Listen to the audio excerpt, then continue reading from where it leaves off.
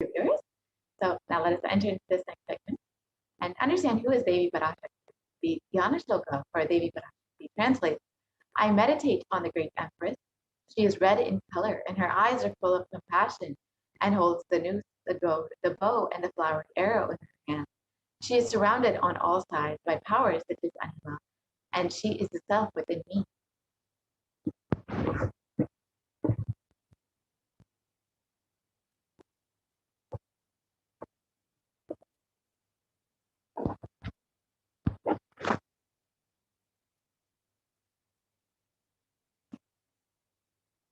Devi is the ultimate pure feminine consciousness. Parashakti is the cosmic mother. It is her cosmic womb from which billions and billions of universes come out and go in. Source where the Big Bang and black holes go on. Parashakti is the source Shakti, source energy, source power, from which all of us came, in which all of us are even now, in which all of us are going to merge, out of her extreme love and compassion.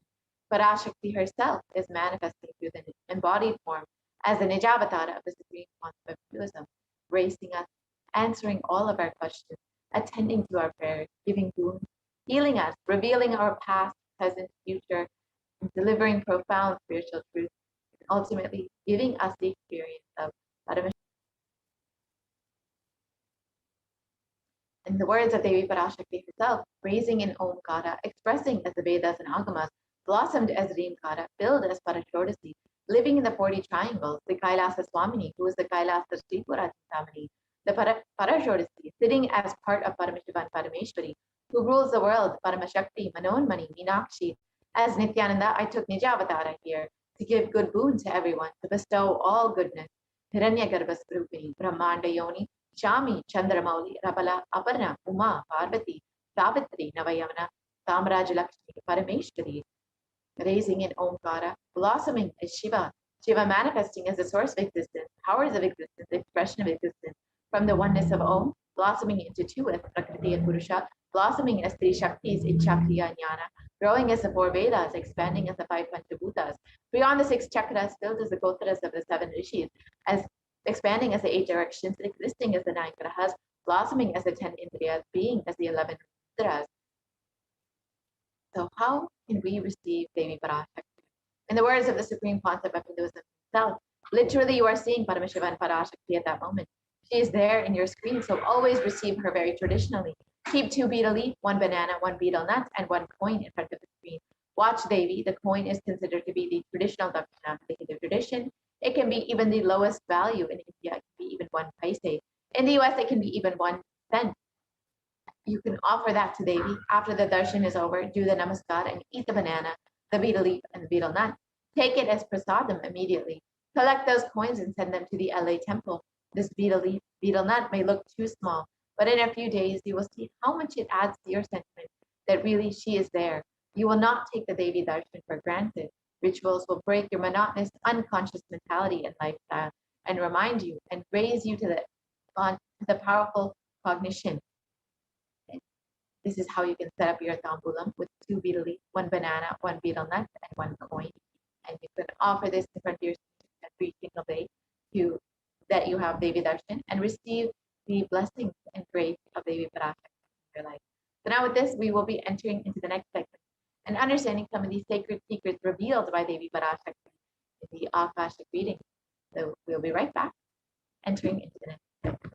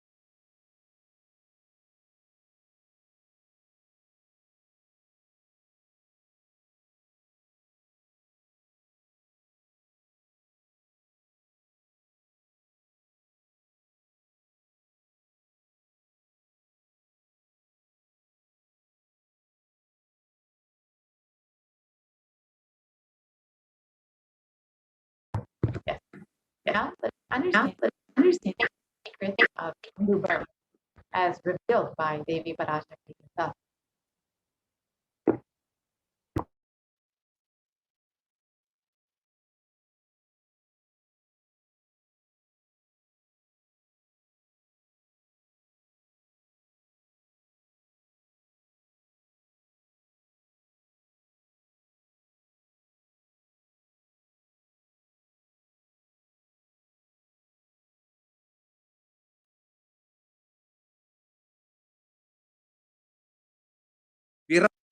நன்றாய் கேட்டுக்கொள்.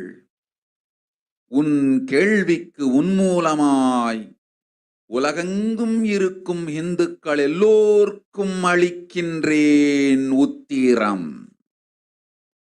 கேட்டு வாழ்ந்தால் உங்கள் வாழ்க்கை பத்திரம். நன்றாய் கேளுங்கள். பிறப்பின் ரகசியத்தை பிறப்பிலா பெருமை உடைய பரமேஸ்வரி சொல்லுகின்றேன் கேளுங்கள். அண்டஜம், யோனிஜம், ஜலஜம், பீஜம் எனும் 4 விதமான பிறவிகளில் 84,000 யோனிகளில் பிறக்கும் பிறப்புகளிலேயே பெருமை வாய்ந்ததும் உத்தமமானதும் மனித பிறவி.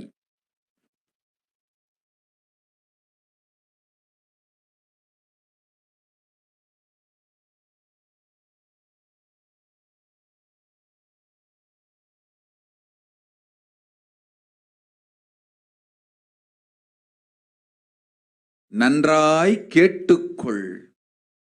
உன் கேள்விக்கு உன்மூலமாய் உலகெங்கும் இருக்கும் இந்துக்கள் எல்லோர்க்கும் அளிக்கின்றேன் உத்திரம். கேட்டு வாழ்ந்தால் உங்கள் வாழ்க்கை பத்திரம்.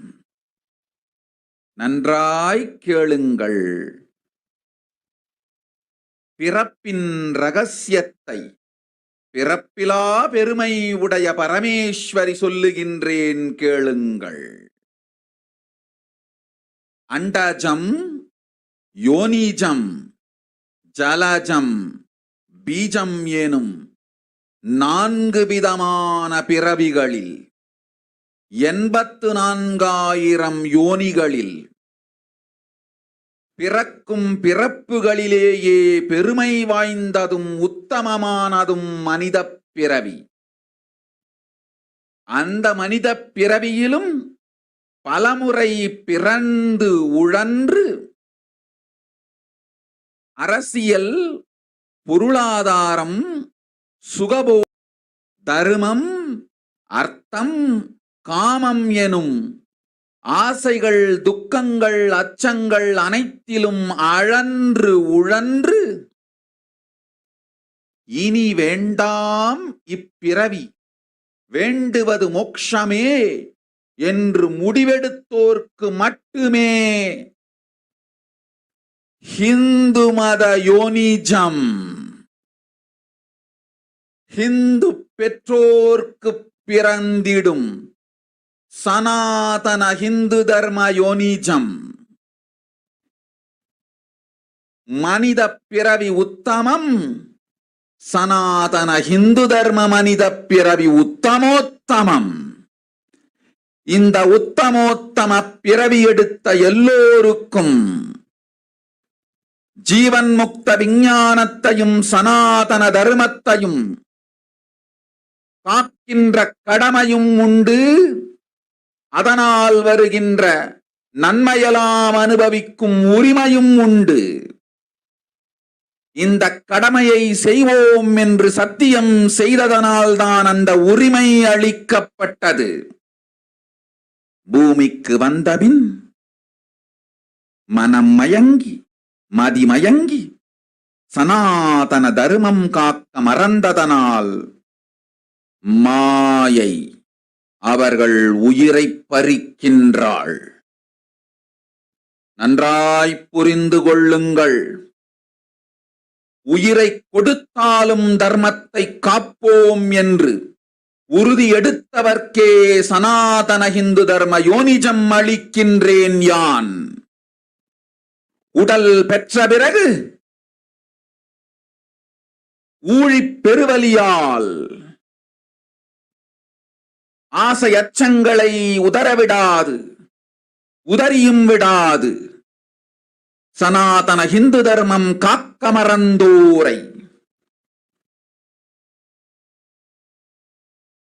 உயிர் வாழத் தகுதியில்லாதவர் பட்டியலில் உடனடியாய் மாயை சேர்க்கின்றாள்.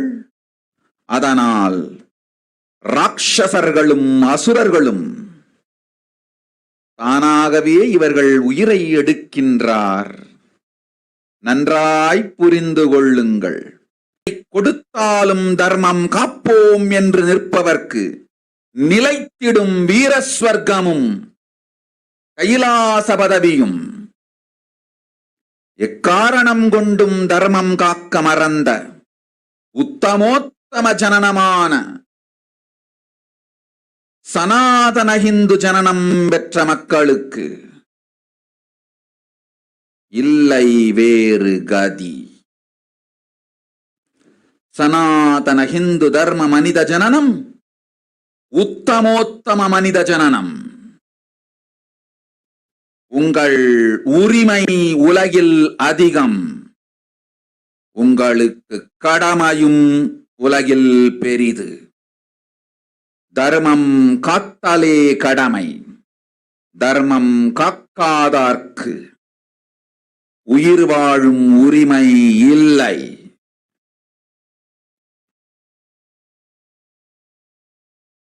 நன்றாய் புரிந்து கொள்ளுங்கள்.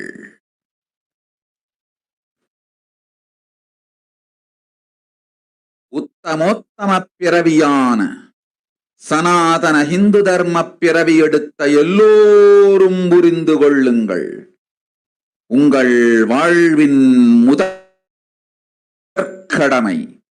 தர்மம் காத்தல். தர்மம் காக்க தர்மம் உங்களை காக்கும்.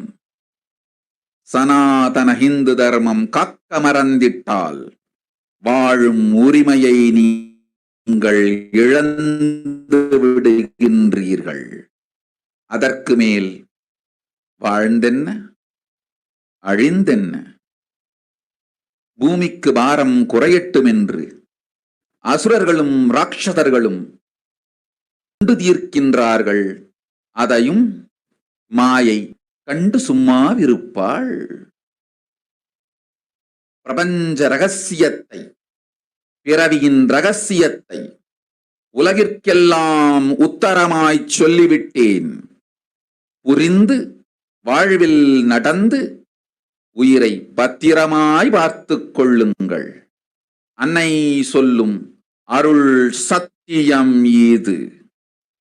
ஓம் ஓம் ஓம்.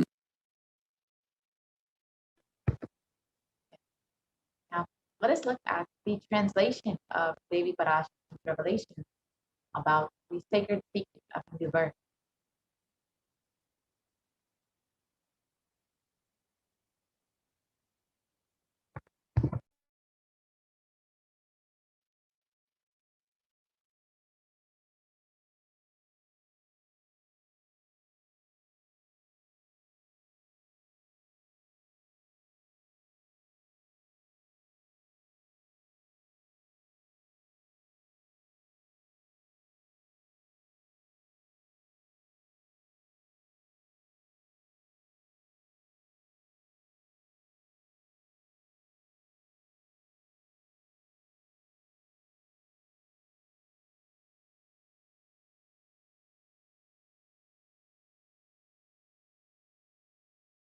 நன்றா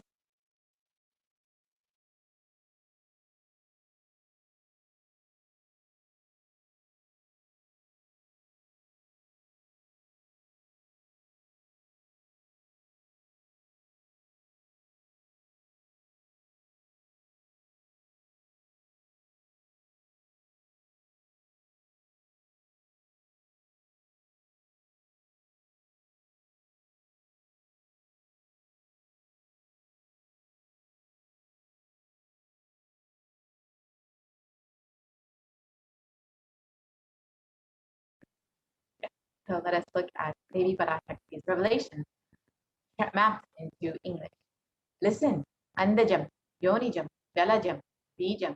Like this, in 4 types of birth, in 84 lakh yonis, in all these births, the most greatest birth of them all is the human birth.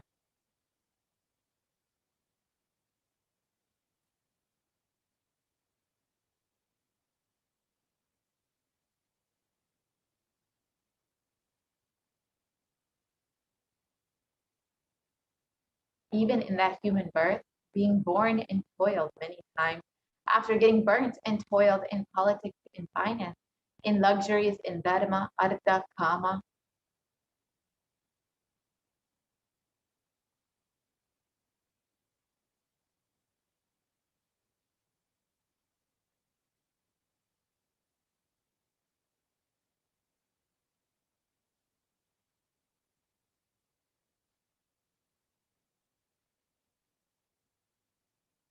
and those who decide of not wanting this birth, or wanting only moksha, only those will have the Hindu dharma yonijam, the Sanatana Hindu dharma yonijam of being born to Hindu parents.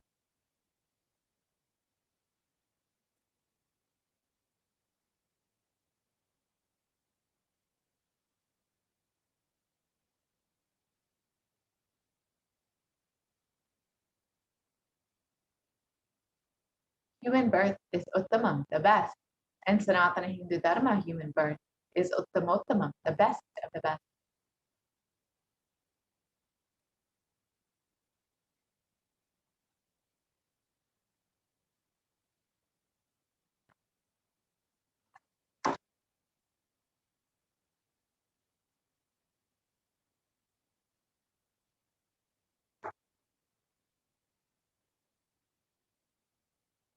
And everyone who took this Uttamottama birth has the responsibility of protecting the science of living enlightenment and Sanatana Dharma.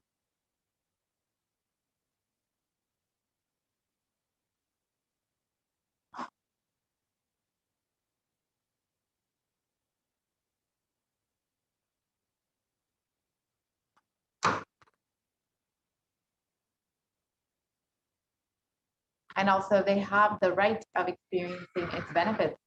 This right was given to them because of their commitment given by them to do this responsibility.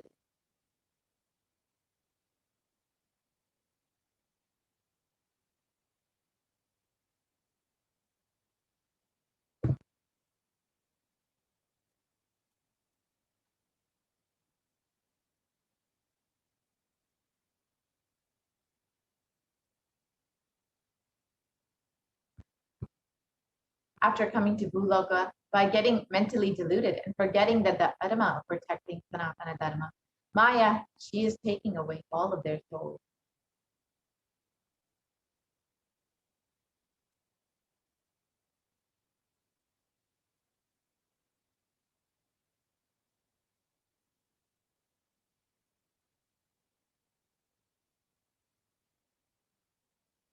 Understand carefully, I am giving the Sanatana Hindu Dharma Yonijam only for those who gave the commitment of protecting Sanatana Dharma, even by giving their life.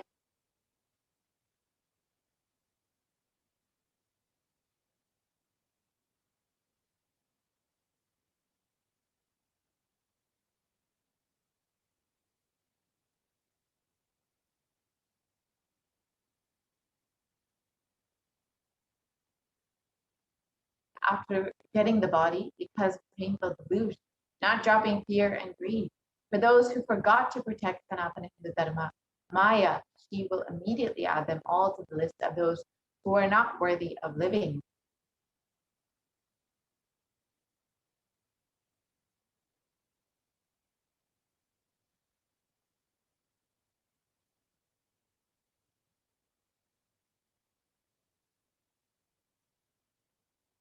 Therefore, Rakshasas and Asuras are automatically taking away their life.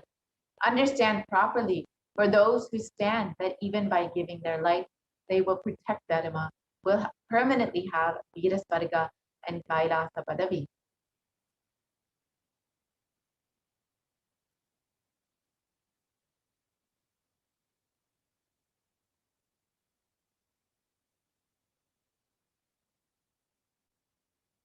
people who forgot to protect Dharma, having the Uttamottama birth of Sanatana Hindu birth, there is no other way for them.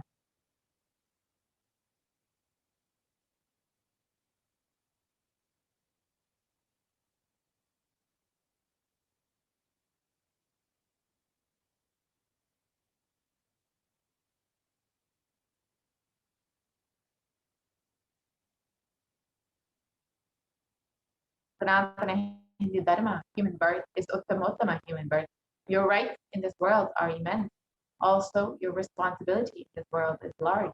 Protecting Dharma is responsibility.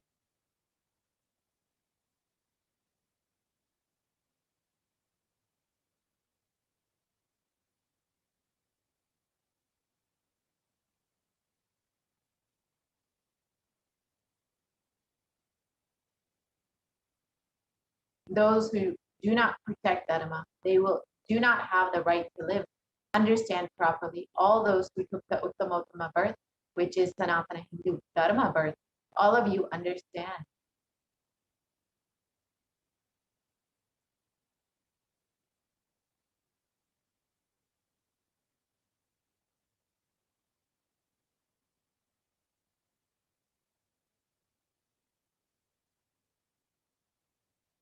The first responsibility of your life is protecting Dharma. If you protect Dharma, Dharma will protect you. If you forget to protect Sanatana Hindu Dharma, you lose the right of living.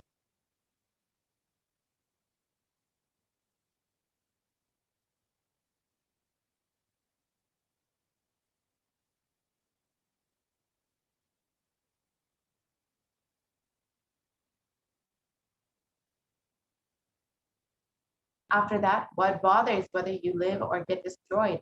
Asuras and Rakshasas will eat you so that the burden on earth is reduced.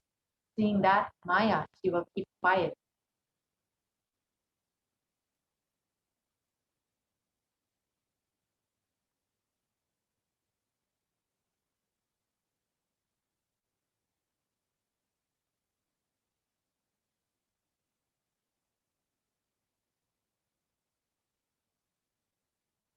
So now let us understand what is the responsibility of Hindu as described by Devi Parashakti. We've been given this Hindu birth, this being born to Hindu parents as a blessing because of our commitment to protect Sanatana Dharma, to protect all the great gifts it has to offer to the world. So how can we do that? It's only through the Hindu nation. Let us understand a little bit more about what is the responsibility of Hindu. Hinduism represents the world's most ancient yet progressive indigenous spiritual tradition. It is an open framework model of civilization that stands for global peace, vegetarianism, nonviolence, yoga, worship of nature, temple-based living, manifesting spiritual powers, and the inherent divinity of every being.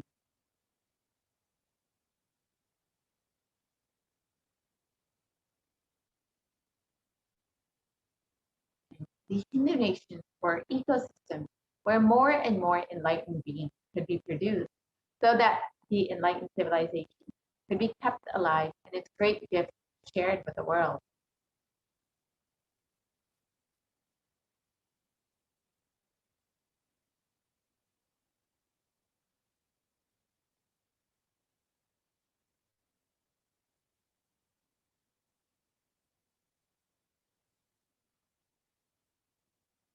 So let us look at some of the references that there have been very hundreds and hundreds of references of these Hindu nations, how prosperous they were, and how successful they were as kingdoms because of the following the Hindu principles. So let us look at some of the most famous references that you probably have already heard of. The first ref that we'll look at is the Rama Rajya, the kingdom ruled by Bhagavan Rama. And it's described in the Valmiki Ramayana. There were no widows to lament, nor there was any danger from wild animals, nor any fear born of diseases. The world was bereft of thieves and robberies. No one felt worthless, nor did old people perform obsequies concerning youngsters. Every creature felt pleased. Everyone was intent on virtue, turning their eyes towards Rama alone. creatures did not kill one another. And the description continues on. People survived for thousands of years with thousands of their progeny, all free of illness and grief. The trees were bearing flowers and fruits regularly without any injury by pests and insects. The clouds were raining in time, and the wind was delightful to the touch. Every caste was performing their own duties, satisfied with their own work and bereft of any greed. People were intent on virtue and lived without telling lies. All the people were endowed with excellent characteristics. All were engaged in virtue. And another reference of the Hindu kingdom is the Hastinapur kingdom ruled by Yudhishthira, described in the Srimad Mahabharata. And described, Devas granted rains to fulfill all wants. The world became free of all diseases. There was no hunger or thirst anywhere. There was no mental suffering. Those without livelihood were given livelihood. There was abundance all around. There was no worldly worries left for anyone, and there was no cause for fear either. Happiness on earth was in fact greater than even in the heavens. The Hindu nations had so much to contribute to the world in every single field, whether in the field of enlightenment, health, medicine, art, science, technology, aviation, dance and music, clothes and jewelry, social systems, judicial systems, political systems, legal systems. Every field, Hindu nations contributed and gave breakthroughs to the world.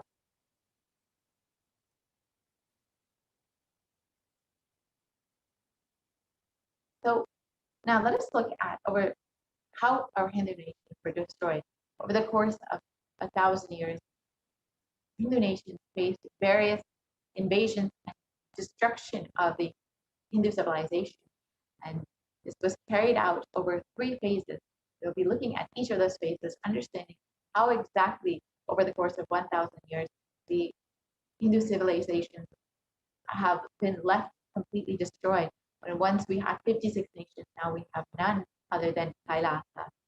So the first phase of the destruction of Hindu civilization was the Islamic invasions between 800 and 1700 AD. This was the physical destruction of the Hindu civilization, and Will Durant described that the Mohammedan conquest of India is probably the bloodiest story in history. The Islamic invaders, and the historians and scholars have recorded with great glee and pride the slaughters of Hindus, the forced conversions, abduction of Hindu women and children to slave markets, and the destruction of Hindu temples carried out by the warriors of Islam. And the Islamic law prescribed for Hindus, as conveyed by Khilji, describes that Hindus are like mud. If silver is demanded from them, they must, with the greatest humility, offer gold. If a Mohammedan desires to spit into a Hindu's mouth, the Hindu should open it wide for that purpose. God created Hindus to be slaves of Mohammedans. The Prophet hath ordained that if Hindus do not accept Islam, they should be imprisoned, tortured, and finally put to death, and their property confiscated. To keep Hindus in abasement is an especially religious duty. And the Islamic invasion caused 200 million Hindus to be slaughtered, 100,000 temples to be destroyed, and 1 million deities and sculptures to be destroyed. And the description of the invasion: the concrete armies burned villages, devastated the land, plundered people's wealth, took Brahmins and children and women of all classes captive, flagged them with thongs of rawhide, and carried a moving prison with them, and converted the prisoners to obsequious Turks. The next was the British occupation, which was the economic and psychological destruction of the Hindu civilization. And Will Durant again describes, I have seen a great people starving to death before my eyes. I am convinced that the exhaustion and starvation are due not, as their beneficiaries claim, to overpopulation and superstition, but to the most sordid and criminal exploitation of one nation by another in all recorded history. The British Empire used all possible means to destroy the Hindu civil and cultural institutions in order to delegitimize and demoralize the indigenous people of India so that they would become slaves in their own homeland. This included discriminatory laws to instill feelings of racial inferiority, engineering artificial famines to starve natives into submission, annexing Hindu kingdoms to undermine the native rule, mistranslating our Hindu scriptures to instill feelings anti-Hindu narratives, to destroying the indigenous Gurukul education system, and destroying local productivity. And the British occupation caused 45 trillion to be looted from India over the course of 200 years. And 45 million Hindus were put to death due to artificial famine and imposed poverty. And over 680 native kingdoms were usurped by the British Raj. And Sashi Tharoor of the Indian Parliament described, the British came to one of the richest countries of the world, and over 200 years of exploitation and looting reduced it to a poster child of third world poverty. The next phase of the destruction of the Hindu civilization was the secularization of India between 1947 and present day after independence until the current day. This has been ruled by brown faces, British attitudes and policies toward Hindus. And Nehru describes what a disgusting savage people we are. Politics, progress, socialism, communism, science, where are they before this black religious savagery? India can never be a Hindu republic. And B.R. Ambedkar, India's first law minister and principal architect of the Constitution, has described, if Hindu Raj does become a fact, it will no doubt be the greatest calamity for this country. No matter what the Hindus say, Hinduism is a menace to liberty, equality, and fraternity. It is incompatible with democracy. Hindu Raj must be prevented at any cost. These are the first leaders of the so-called secular India, who had a very clearly anti-Hindu narrative. And the modern Indian legal system, academia, and media all systematically undermine, suppress, and delegitimize Hindu institutions and culture through various methods. India's constitution established government control over and taxation over Hindu temples, schools, and other institutions, while other religions are free from this interference. And Hindu kingdoms and self-governance has been completely abolished, and anti-superstition laws have been established in order to criminalize Hindu practices. And the secularization of India also brought media narratives that were used to stereotype and demoralize Hindus. Bollywood and other mainstream media outlets consistently portray Hindu gods and gurus as cartoonish, dishonest, corrupt, sex fiends, and in a manner that is similar to the British imperial propaganda.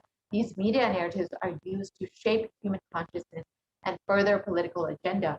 These racist, so all of this destruction of the Hindu civilization happened over the course of 1,000 years. And now it is time for the revival of our Hindu nation. As Devi Parashakti has described, it is the responsibility of Hindus to protect Sanatana Hindu Dharma, to protect all the great gifts it has to offer to the world. That's why we were given this birth, the Uttamatama birth of Hindu birth. And the only way to protect all of the great gifts of Hindu civilization is by the revival of the Hindu civilization. And the Supreme Pontiff of Hinduism has revealed the vision for this. During the time of the Mahabharata, we Hindus had 56 deshas, 200 states, 1,700 samsthanas, and 10,000 sampradayas. In all 56, we Hindus are persecuted. Now we have lost all of the 56. The last to fall was Nepal. I am the collective voice of all the persecuted Hindus. I will revive and rebuild a Hindu nation built on the Vedagamic principles as a refuge for all practicing and aspiring Hindus, as a safe haven for all Hindus. So why do we need the revival of Kailasa? What is the revival of Kailasa? This revival of Kailasa, the Hindu nation, is for reviving this whole life of enlightenment civilization and all the great things it has to offer the world, bringing legitimacy to all the offerings of Sanatana Hindu Dharma and sharing it with the world is the purpose of this Kailasa civilization. This is also the reason that we were all given the Hindu birth as they be revealed. And Kailasa is the revival of the cosmic constitution. Kailasa is the model nation of how enlightened civilization should be living and administered. Politics, judiciary, education, economy. Everything will be revived as Paramashiva revealed in the Vedagamic Sanatana Hindu Dharma scripture.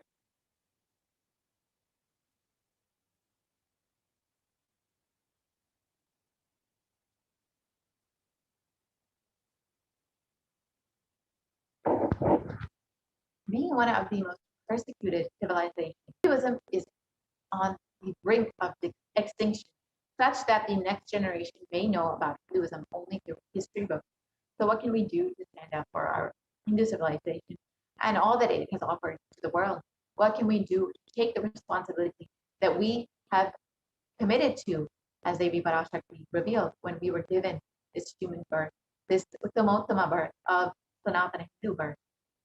Today, Hinduism is a political orphan. The preservation and restoration of Hinduism's political, spiritual, cultural heritage is impossible without a national identity. So what can we do to save Hinduism?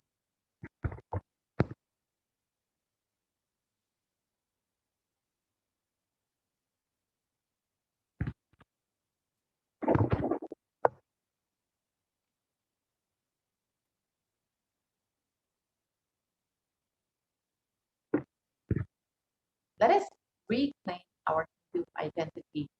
As Devi Parashakti revealed, we've been given this Uttamottama birth of Hindu birth because we've taken the commitment to protect Sanatana Hindu Dharma.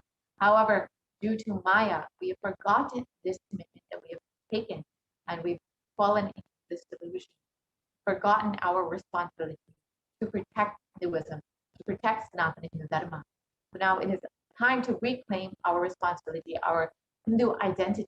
We need to understand that Hinduism is responsible for our successful life. If you are a Hindu and you are healthy, wealthy, rich, successful, peaceful, happy, respectable, have a stable family life, have the best mental health, you need to understand Hinduism is responsible for this. Our Hindu identity is responsible. Our Hindu scriptures are responsible. It is Hindu scriptures which have given us the best mental setup. All the best things that we Hindus have, the Hindu scriptures are responsible. And Hindus are the richest and most successful ethnic community in the world. In the scriptures, Hindu lifestyle, our enlightened masters are responsible for this. Hindu thought currents are responsible for this. And in the Hindustan Times, just to show one example, Hindus are considered to be the most educated religious group in the US, according to research by Pew Reports. So this is just one example of how much Hindus contribute to the world and how much of goodness they brought to the world. Let us reclaim our Hindu identity. We need to understand that it is not just anti-Hindu elements being active. It is the responsible Hindus being inactive that is responsible for this whole destruction of Hinduism. Let us now take the responsibility for Hinduism and let all the Hindus all over the world reclaim our Hindu identity. Again, as Devi revealed, it is our responsibility to protect Hinduism. That is why we were given the Uttamottama birth of Hindu birth. And because we've taken up this responsibility. We've been given the best birth, the Uttamottama birth. And we've also been given the opportunity to enjoy all the great gifts that Hinduism has to offer to the world. But most of us have forgotten this responsibility that we've taken up, and we've fallen into the Maya, the delusion. That is why we see the destruction of the Hindu civilization. It is the responsibility of Hindus to revive this enlightened civilization again and again and give the enlightened civilization to humanity. The revival of the enlightened civilization, the Kailasa, the Hindu nation, is the survival need of humanity.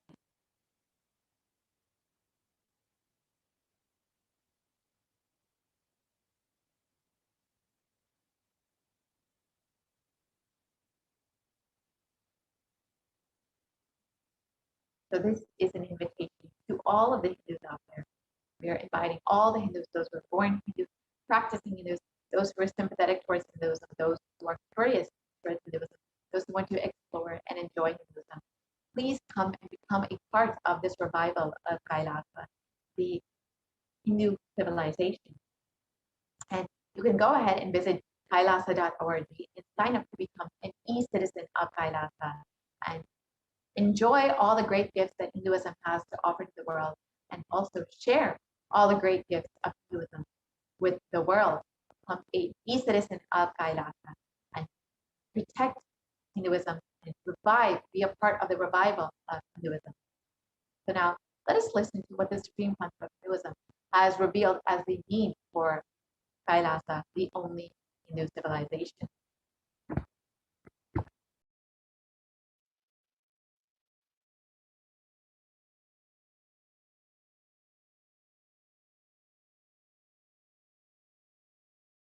Contribution. Hinduism Veda Agamas have great things to contribute to the world, like station science, the ancient culture and arts, the ancient lifestyle truths, the ancient medical practices and medicinal knowledge, ancient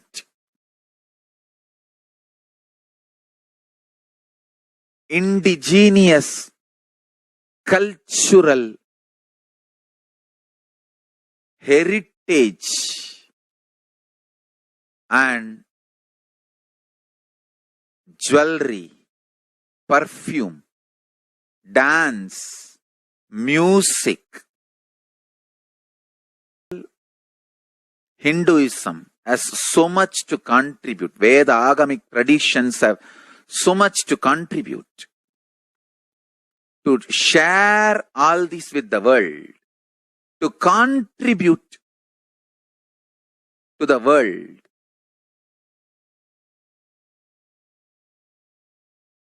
Hindus need to tell the world what they are contributing in every level. The brand of Hinduism itself is enriching and empowering and enlightening. Hinduism is all about enlightening the world. Empowering, enlightening, enriching the world. Contributing.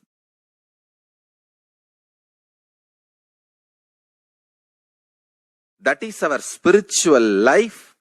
That is our spiritual strength. That is our spiritual core principle. O humanity, I request you with folded hands, some one corner of the world, if you just give me few hundred acres, I will keep this whole science alive. Leave it for the whole humanity freely. Fortunately, Paramashiva has given me the power to decode all this Hindu medicinal system, Hindu judiciary system, Hindu social law and order system, Hindu power manifestation system, Hindu mental sciences system, Hindu yogic sciences, the sciences of Hindu biology, Hindu physics, Hindu psychology, Hindu physiology, Hindu chemistry, all this Paramashiva has given me the power to decode. Whatever the remaining scriptures are available with the humanity, Paramashiva has blessed me, and I have collected, not only I have collected and organized, I can decode. This whole science can be kept alive in any one corner of the world. Just few hundred acres are given for me to live peacefully and exist peacefully. I can store this whole thing alive and contribute it to humanity. Humanity can become better and better and better. I can make the planet Earth so much better place to live. I am here to contribute, and I will continue to contribute.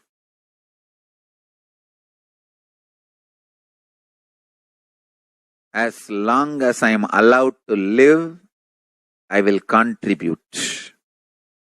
I have collected all the remaining available scriptures, maybe 2 crore books. 2 crore means 20 million, I think, books on Hindu physics, Hindu chemistry, Hindu biology, Hindu physiology, Hindu psychology, Hindu law and order, Hindu social system, the power manifestation sciences of Hinduism, yogic sciences of Hinduism I have collected, and Paramashiva has given me the blessings and power to decode. I have decoded and continuing to decode them. If the humanity, somebody is kind enough to give me few hundred acres in one corner of the world and let me live peacefully, I can keep all the scriptures there and go on sharing with the world, revealing these whole sciences to the world, and go on contributing. I don't need anything other than one cup of curd rice every day. That's all. A cup of curd rice per day over. I can go on be giving this to the world. I can add to the world. I can make the world better place to live. That's all I have to say.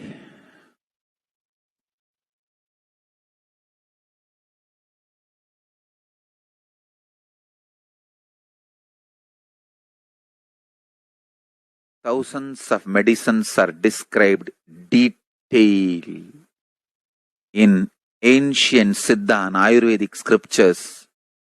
Paramashiva has given me the power to decode them, read them, and properly translate and map them to the modern day human language.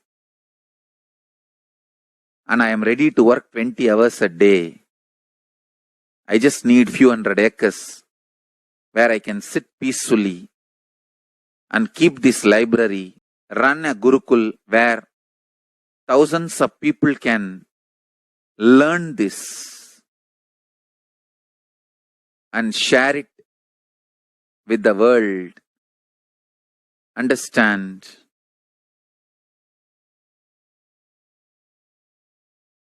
I am only interested in contributing.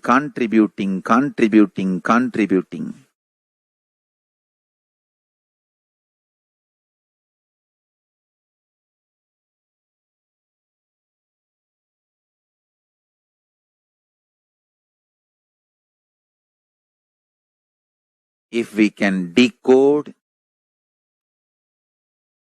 all this great knowledge, whole world can prosper from this knowledge.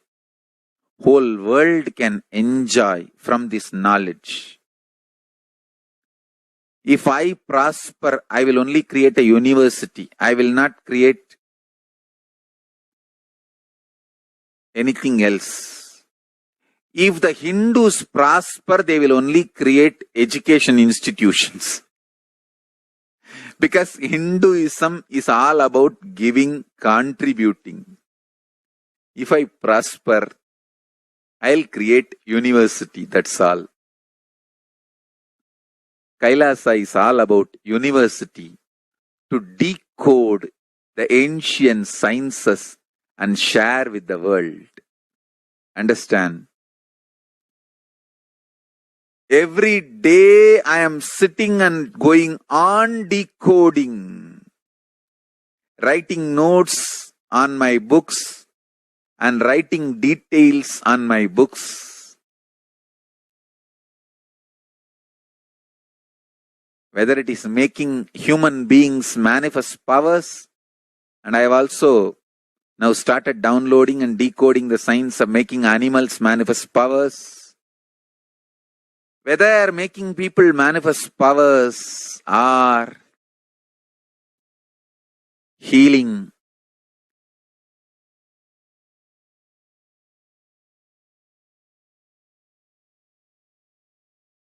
in every level, life is all about contribution.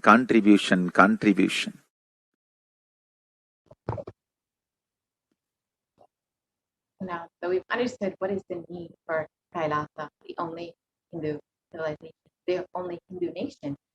Let us now sign up to become a part of Kailasa, to be an e-citizen of Kailasa. You can visit kailasa.org and sign up to be an e-citizen and avail all the benefits that Hinduism has to offer the world. share all of the great gifts Hinduism has with the world. So now with this, we will be concluding this portion of the program, and we will be entering into the next segment where we will understand some of the offerings that we can make to Devi Parashakti.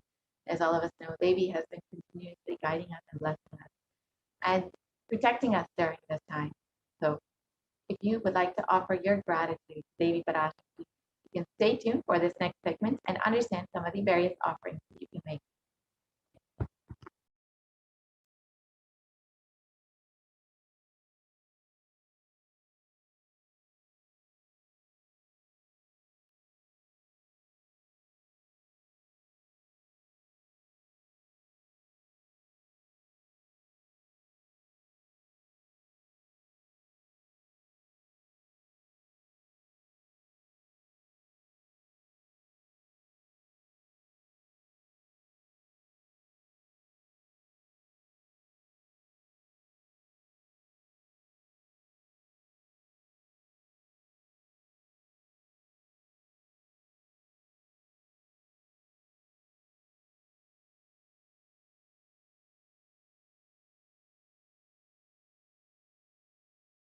I mean by the word e-Kailasa?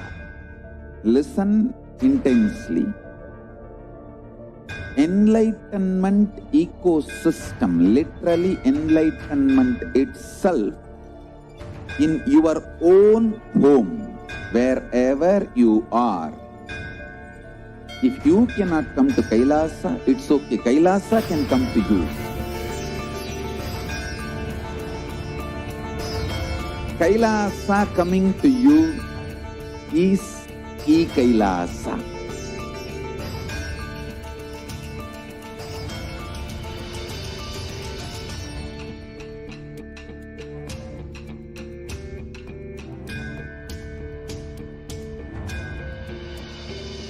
I will revive Hinduism. I am a Hindu revivalist, not by any revolution, but by evolution.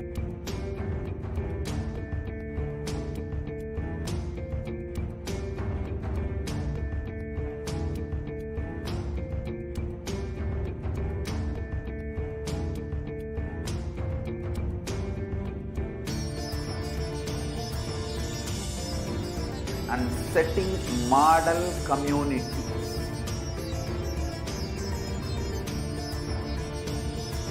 Kailasas, enlightenment ecosystems, Sarvanya Peethas all over the world.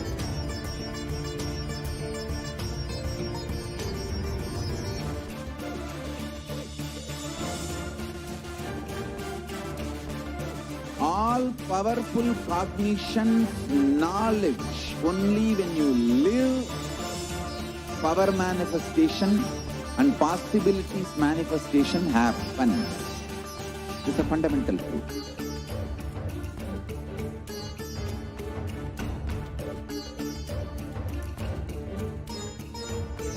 Hinduism cannot live exclusively as one sampradaya. No. All sampradayas of Hinduism is an ecosystem.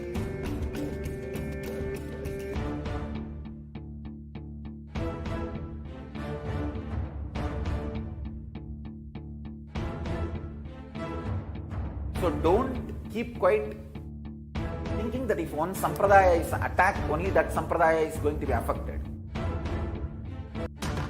All of us are ecosystem.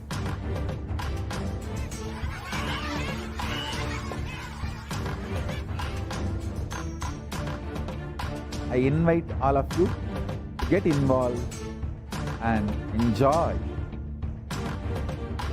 Hinduism by the principle of Dharmo Rakshati Rakshitaha. When you protect Dharma, Dharma protects you. We will make the whole planet flourish spiritually. The spiritual prosperity will happen to the whole planet. We all have to coexist together.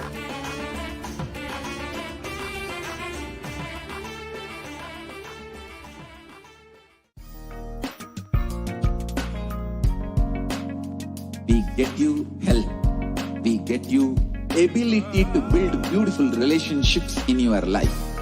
We get you direct spiritual support, and we make sure you become wealthy.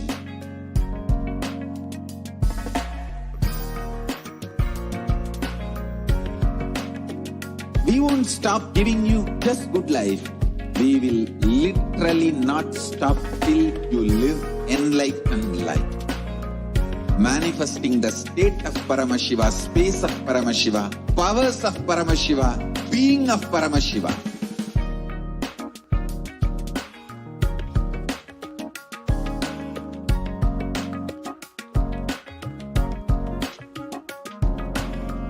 Whole world should become Kailashians. I want the whole world to know Hindus have something great to contribute to the world.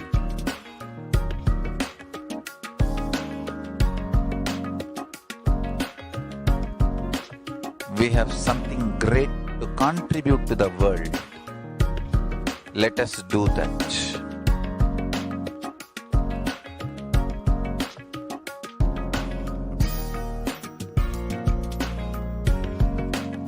Kailasa is proper customized spiritual service helping you to identify your root patterns of suffering. We have perfected the science of helping every individual from every cultural, religious, nationality background.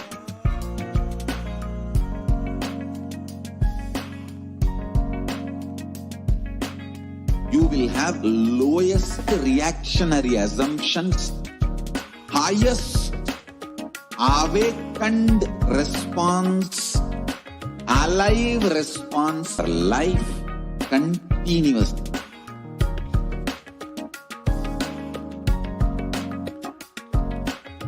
Kailasa is enlightenment ecosystem, literally enlightenment itself in your own home, wherever you are. Proper customized spiritual service helping you to complete with your life negativity, withdrawal from life, self-hatred, self-denial, self-doubt, so much of tiredness, laziness. We can support you aligning your diet, your attitude, your aptitude, your understanding about life. We can help you with everything.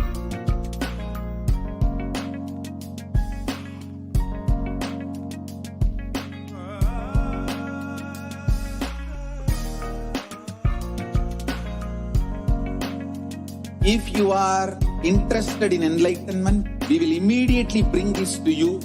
If you are not interested, we will explain the whole science, inspire you, and make you interested in enlightenment science.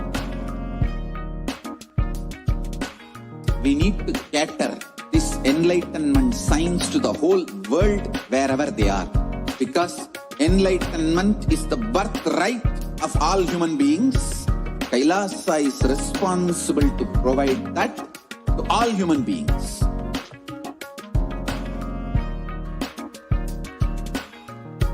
Kailasa is the totality of the knowledge I received from my gurus and practice manifested in my life, perfected by teaching millions of people from all cultures, time zones, backgrounds, genders, nationality, race, from every creed.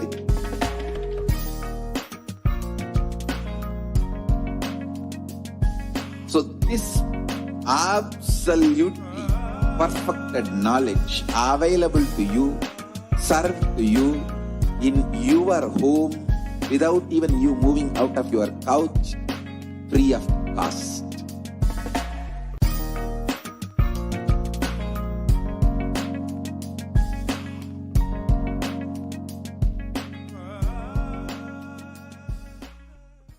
Just be alive for next 3 years. Don't die within next 3 years.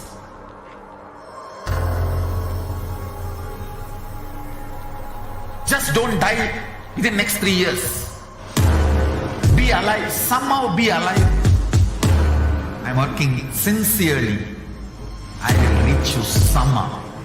Somehow I will reach you. It's my commitment to humanity.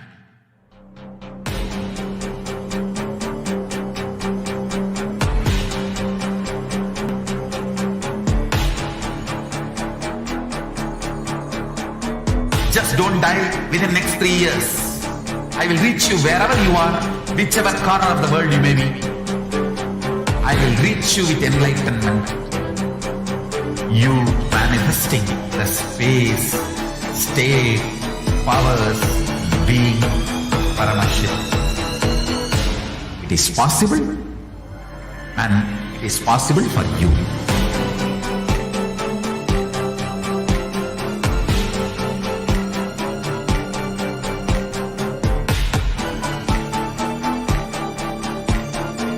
Paramashivoham will reach you with enlightenment science. I know he is going to do the job. Just be alive for next 3 years. Nothing else.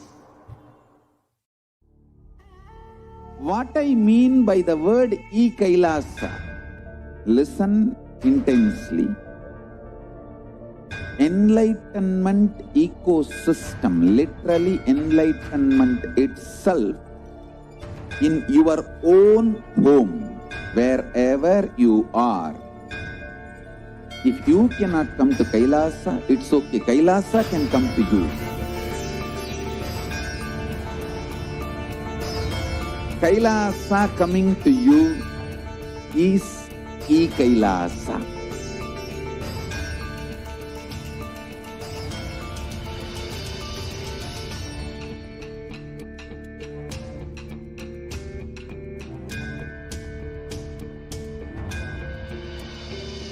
I will revive Hinduism. I am a Hindu revivalist, not by any revolution, but by evolution.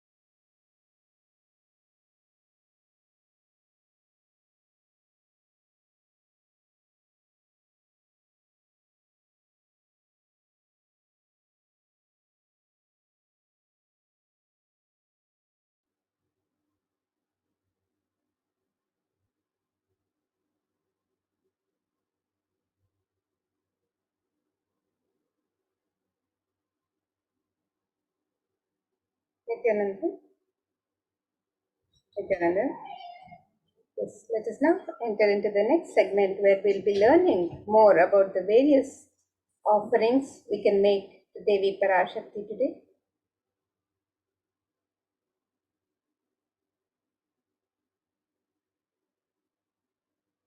In the Hindu tradition, the offering is a pure gift of love, devotion, and oneness, and it is a celebration of the darshan, the meeting with the divine, the communion with the divine. It is the custom that whenever we visit a temple, when we have the darshan of the divine, when we have a darshan of the Guru, we do not go empty-handed. We always offer some token of our gratitude, an expression of our sacred sentiments. And when the divine accepts one offers, the offering becomes complete. These offerings are not made out of fear or greed, but they're a pure expression of our sacred sentiments of love, devotion, and gratitude to the divine. And when an avatar lands, the offerings are purely a part of the grand Leela, laid out only for the purpose of enlightenment.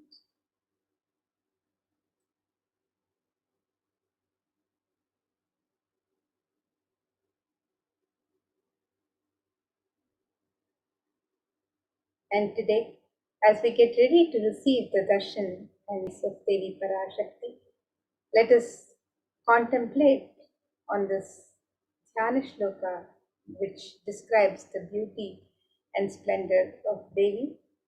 This verse from the Moola Agama Manonmani Dhyana describes Indunibhavedakaravatninayanam syat pankajavaraabhayajapaksharasarayuktam angahimabhushanavicitravasanam syat tungamakutojjwalamanonmaniswarupam.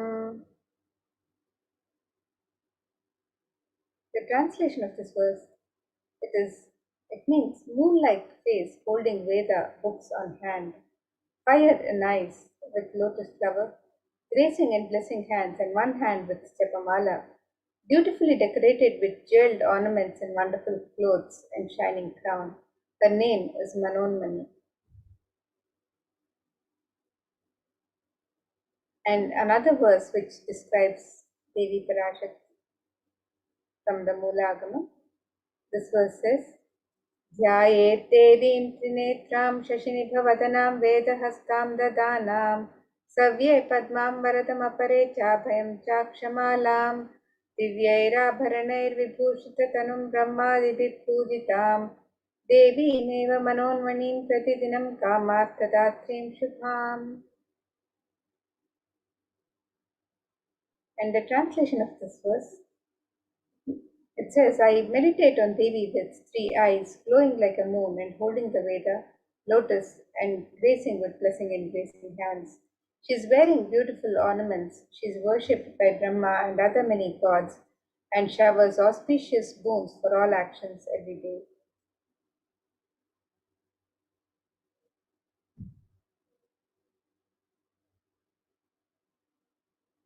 And another verse from the Atharva Veda describes the significance of the divine element of gold. In the Hindu tradition, the sacred element of gold is used in abundance in all of the traditional offerings, rituals, and worship.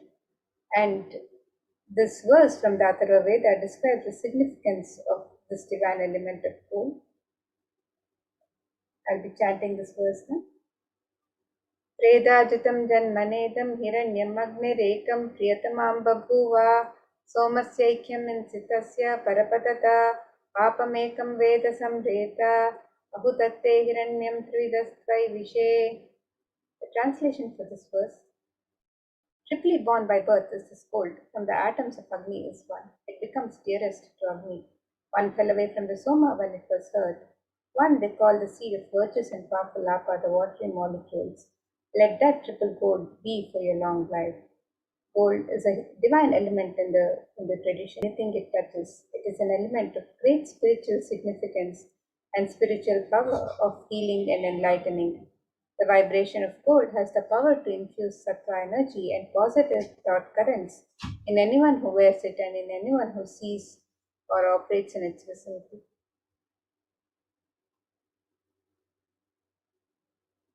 Gold is present in all the Hindu scriptures, the Agamas, the Vedas, the Shrutis, Smritis, Itihasas, Puranas.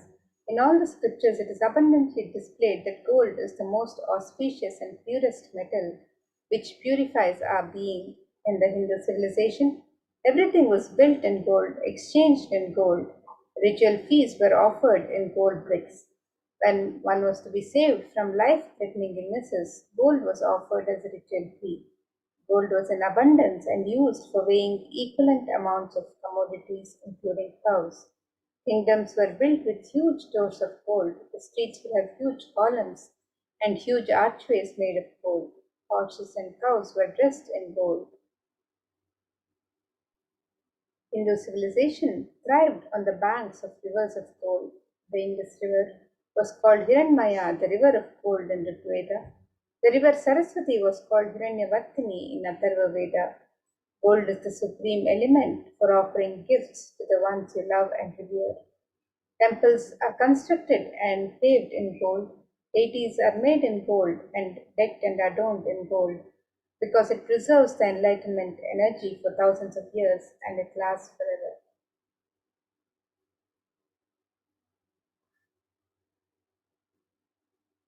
So today, let us look at the various traditional offerings that you can offer to Devi Parashakti as we get ready to receive her darshan and blessings.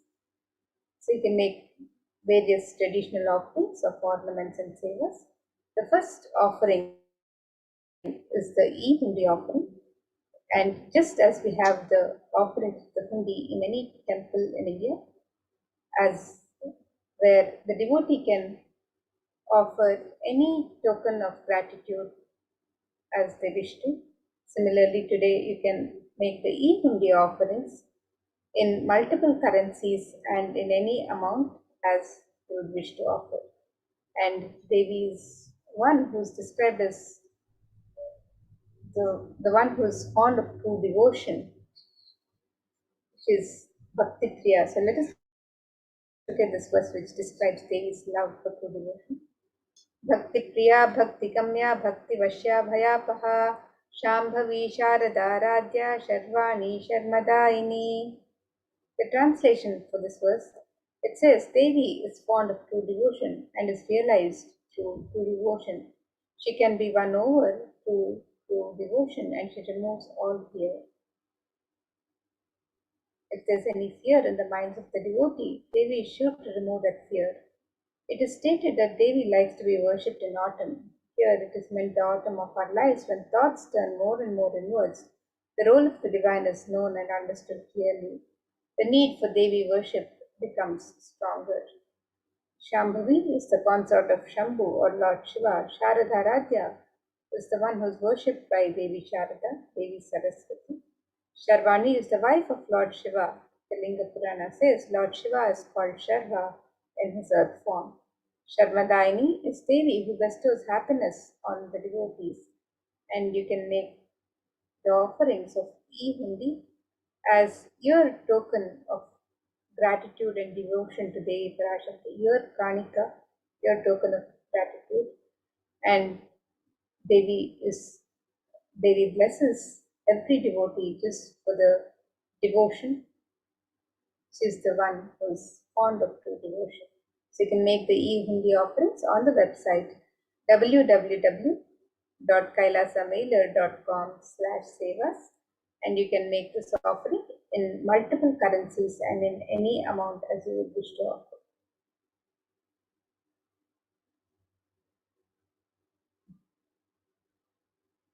The next offering to Devi Parashakti is the offering of the Sankalpa chanting. And this verse from Devi Mahatmyam, chapter 12, verse 34 describes Taya tanmohyate vishwam shaiva vishwasuyate saya chittaja vijanam tushta rudim prayaschati. The translation for this verse, it says the goddess enchants this universe and she herself gives birth to this universe. That goddess being prayed without interest in anything gives the knowledge that leads to salvation and gives wealth in the materialistic sense. You can make the offering of the conscious resolution, the Sankalpa chanting, and be blessed with the fruition of all the desires and wishes that you yearn for. So you can make this offering of the Sankalpa chanting on the website www.kailasamailer.com/sevas.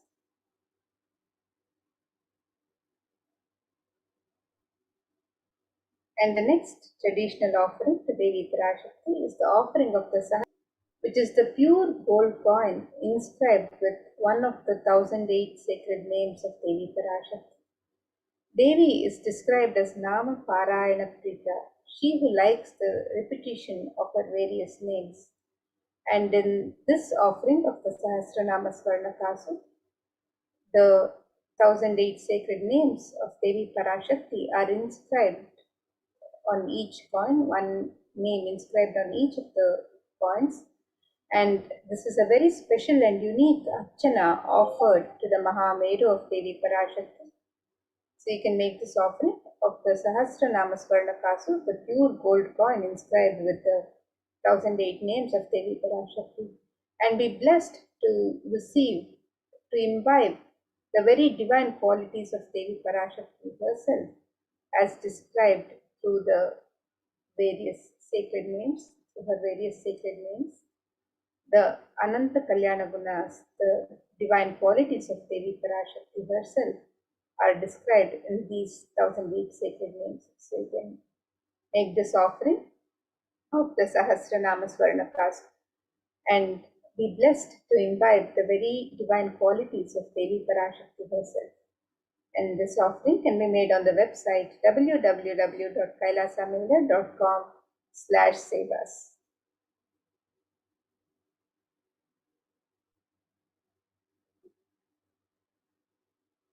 The next offering to Devi Parashakti is the offering of the gold finger ring with pearl, the Mukta Anguti. And Devi is described as the one who's adorned with pearls and gems. So let us look at this verse which describes the beauty of Devi Parashakti.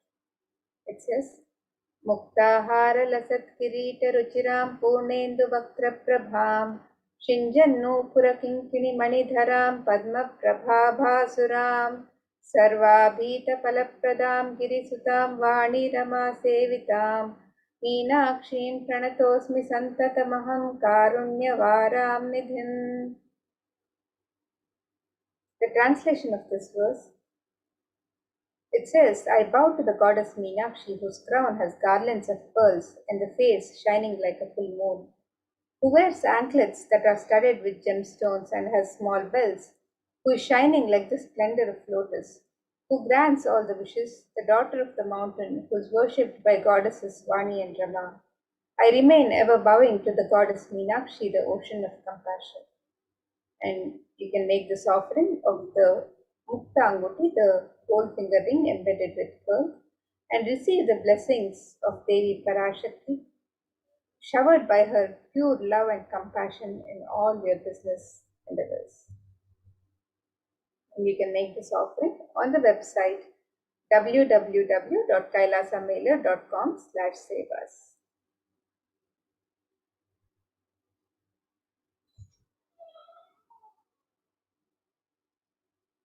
The next offering is the Swarna Padma Pushpa, the gold lotus flower. And in this verse from the Kamikagama, this describes the significance of the gold lotus. It says, Ashtavidyeshwaropeta kumbhavarana samyutam sarve sasutra vastradhya hema pankajabhushitaha sapidanas purachascha pakva bilva palaprabha snapanadhyaya samsiddha pramanena samanvitaha. The translation of this verse, it says, all the kalashas should be wound around with a suitable thread and covered with a new cloth. They should be adorned with lotus flowers made of gold.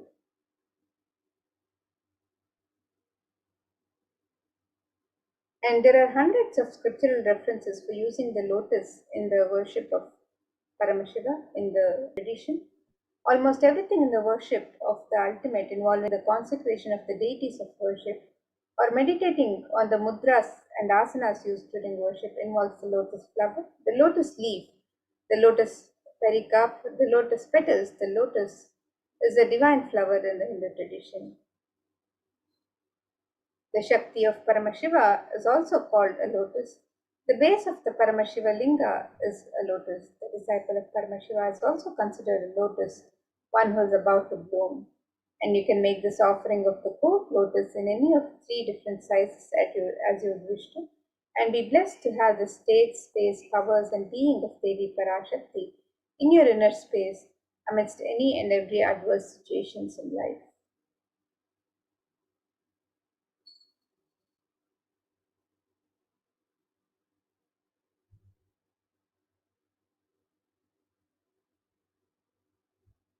And the next offering to Devi Parashakti is the offering of the Swarna Metti, the gold dooring.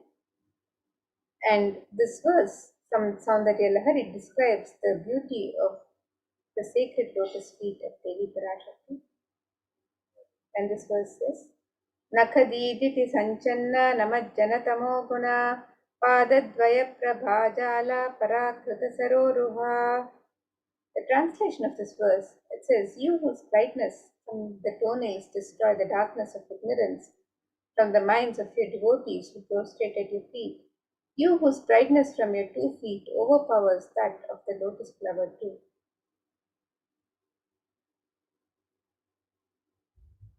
We can make the offering of the Swarnamatti, the gold flooring, to adorn the sacred lotus feet of Devi Parashakti, and be in constant gratitude for receiving her blessings in even the most difficult aspects of your life.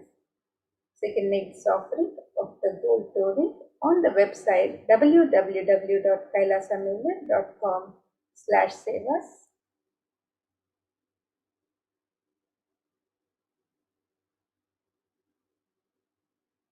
And the next offering to Devi Parashakti is the offering of the Swarna Mangtika, the gold hairline jewelry. Devi is described as Sudha Sharabi Varshini, she who makes the nectar flow in all our nerves from Sahasrara. That is, she who gives the very pleasant experience of the ultimate. The Swarna Mangtika represents the nectar overflowing from the Sahasrara Chakra, which is fully opened with the sacred sentiment of gratitude.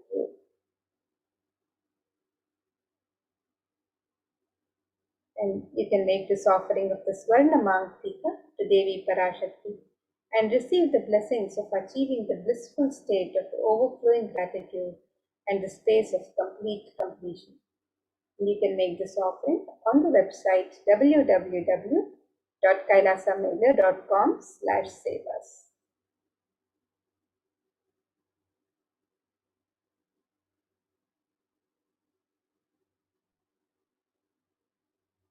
And the next traditional offering of Seva to Devi Parashakti is the offering of the Pratyaksha Pada Puja. And this offering is the traditional ritualistic offering of gratitude from disciple to Guru. And you can make this offering on the website www.kailasamela.com/sevas. In Saundarya Lahari, the 83rd Shlokam describes that the Devi Parashakti have been constantly sharpened by being touched by the crowns of celestial beings who always prostrate before Devi. And Tamoguna is the darkness, and in this stotram, tamas, which is indicative of the ignorance in the minds of the devotees, is removed by constantly prostrating before Devi and they attain the ultimate knowledge. So you can make the offering of the Pratyaksha Pada Puja to the sacred lotus feet of Devi Parashakti and be blessed with all the auspiciousness and blessings of Devi Parashakti. And the Supreme Pontiff of Hinduism, Jagadguru Mahasannidhanam, His Divine Holiness Bhagwan Sri Nithyananda Paramashivam, was manifesting as the Nijavatara of Devi Parashakti herself. So you can make this offering of the Pratyaksha Pada Puja on the website www.kailasamela.com/sevas.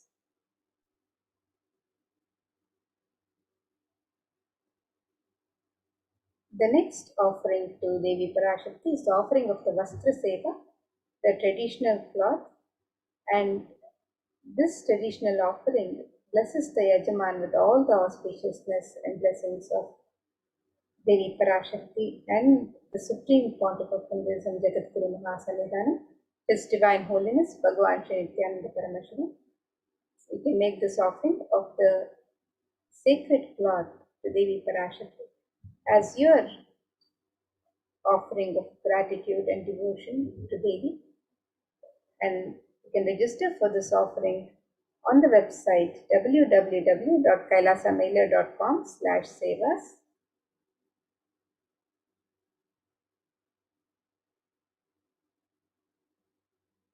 So here you can see a summary of all the traditional offerings that can be offered to Devi Parashakti today. As you get ready to receive the darshan and blessings of Devi, the e-hundi offerings can be made in any amount and in multiple currencies. You can make the offering of the Sankalpa chanting the conscious resolution. The Devi Sahasranama Kasu is the pure gold coin inscribed with one sacred name of Devi Parashakti, sacred names. And you can make this offering in 3 different denominations and any number of coins as you wish to offer. You can make the offering of the Mukta Anguti, the gold finger ring embedded with pearl, in 3 different sizes. You can make the offering of the Swarna Padma Pushpa, the gold lotus flower, in 3 different sizes. You can also offer the Swarna Metti, the gold toe ring, to adorn the sacred lotus feet of Devi Parashakti. The Swarna Mangtika, the gold hairline jewelry too, that represents the overflowing nectar from the Sahasrara. Pada Puja, which is the ritualistic offering of gratitude from disciple to Guru, and the Vastra Seva, which is the sacred Devi Parashakti. You can register for any of these traditional offerings and sevas on the website www.kailasamailer.com/sevas. So now let us take a look at the website where you can register for these various offerings.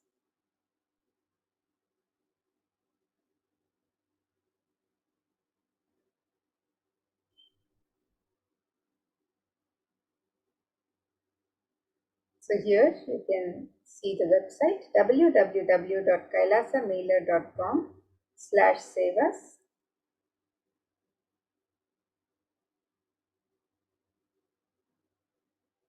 And you can scroll down on the page and click on the 2 links on step 2 to make your offerings for the e-hundi or the traditional offerings of ornaments and sevas. And if you'd like to make an intention today to make an offering and would like to receive the blessings of Devi Parashakti to manifest your intention into reality, you can also fill out the form on step 1, the intention form.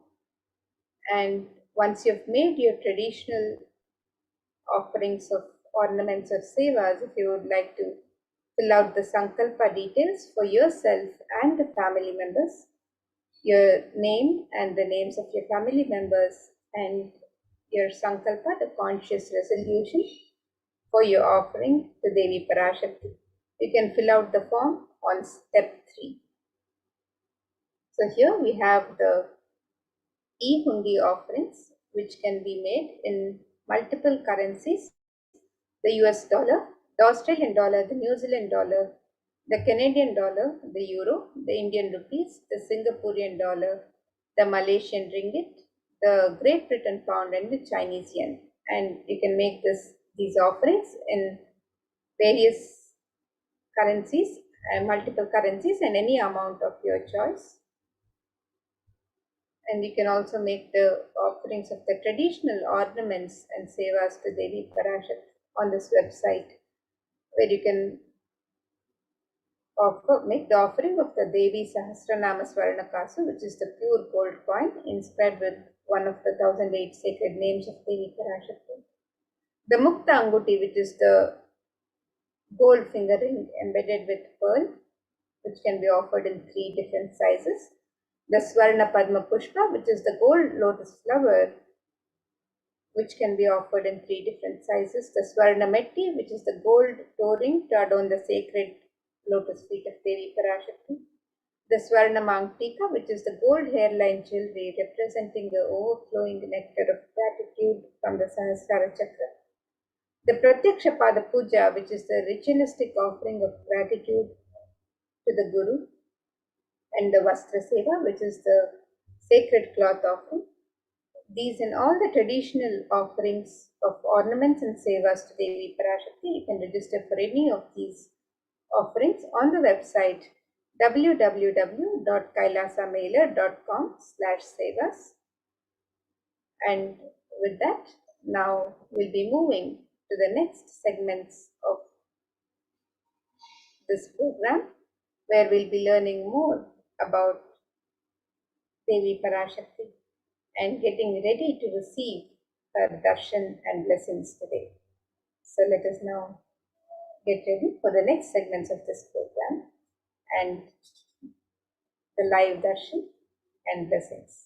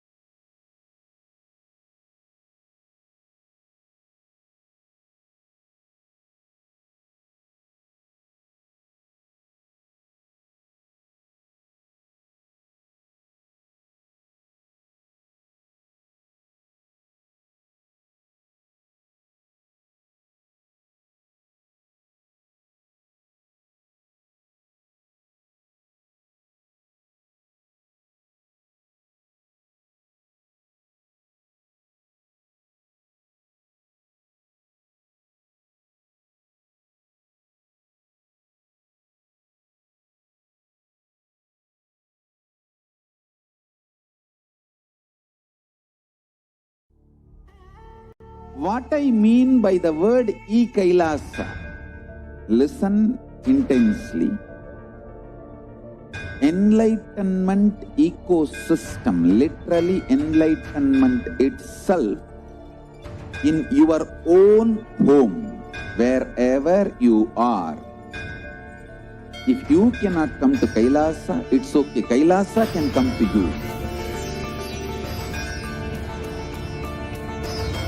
Kailasa coming to you is e-Kailasa.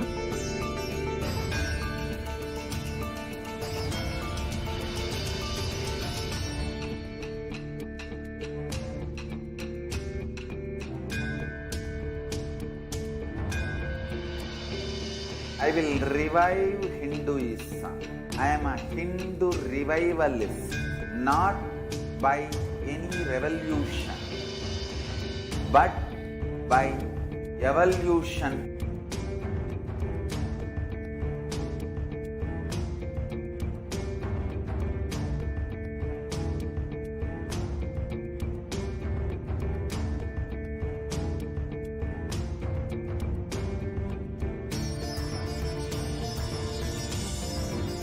And setting model communities.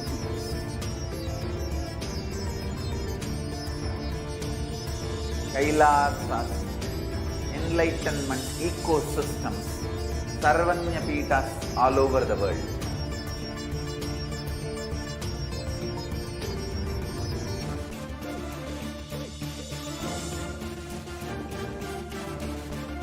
All powerful cognition, knowledge, only when you live, power manifestation and possibilities manifestation happens. This is a fundamental truth.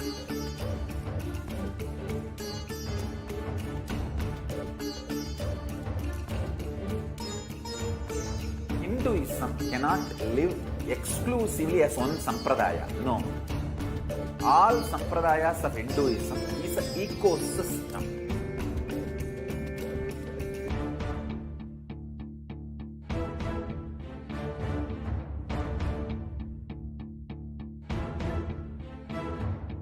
So don't keep quiet thinking that if one sampradaya is attacked, only that sampradaya is going to be affected.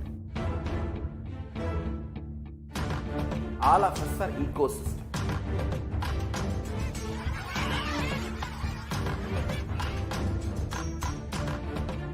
I invite all of you to get involved and enjoy Hinduism by the principle of Dharmo Rakshati Rakshitaha. When you protect Dharma, Dharma protects you.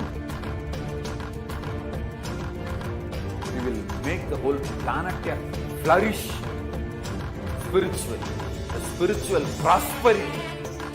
Will happen to the whole planet. We all have to coexist together.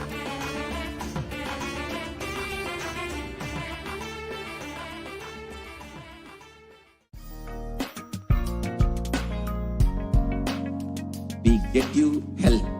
We get you ability to build beautiful relationships in your life.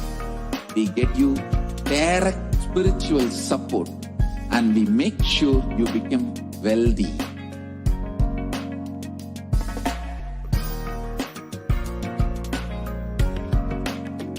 We won't stop giving you just good life.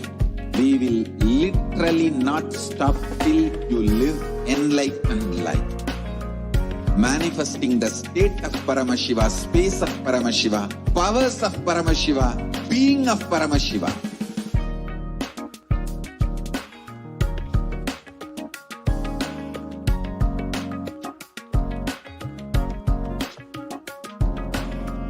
Whole world should become e-Kailashians.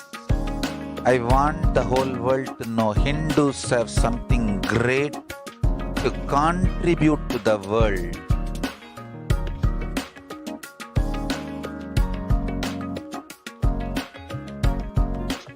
We have something great to contribute to the world. Let us do that.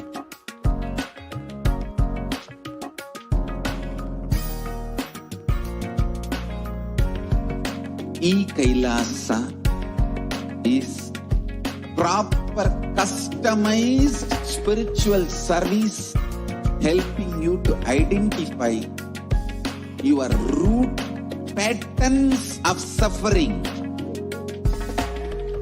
We have perfected the science of helping every individual from every cultural, religious, nationality background.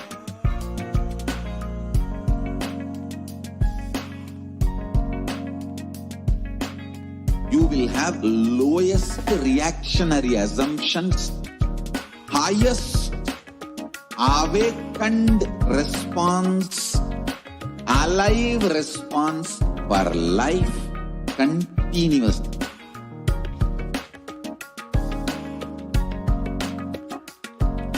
E-Kailasa is enlightenment ecosystem, literally enlightenment itself in your own home, wherever you are. Proper customized spiritual service helping you to complete with your life negativity. Withdrawal from life, self-hatred, self-denial, self-doubt, so much of tiredness, laziness, we can support you, aligning your diet, your attitude, your aptitude, your understanding about life. We can help you with everything.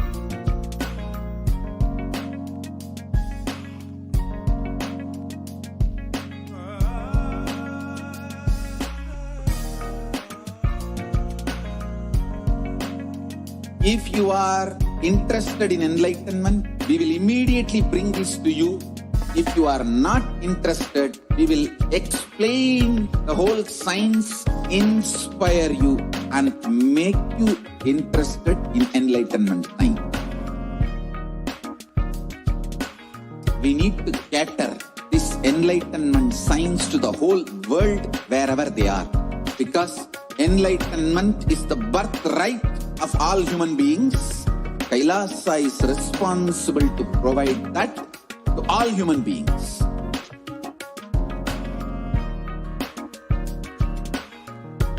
Kailasa is the totality of the knowledge I received from my gurus and practice manifested in my life, perfected by teaching millions of people from all cultures, time zones, backgrounds, genders, nationality, race, from every creed.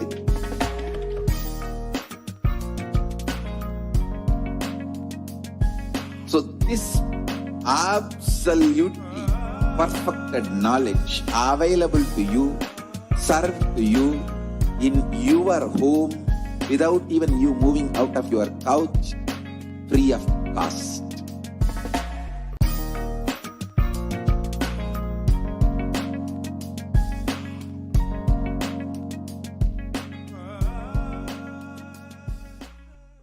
Just be alive for next 3 years. Don't die within next 3 years.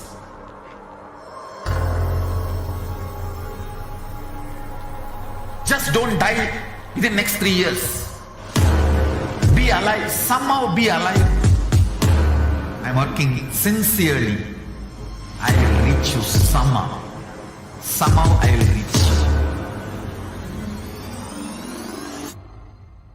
It's my commitment to humanity.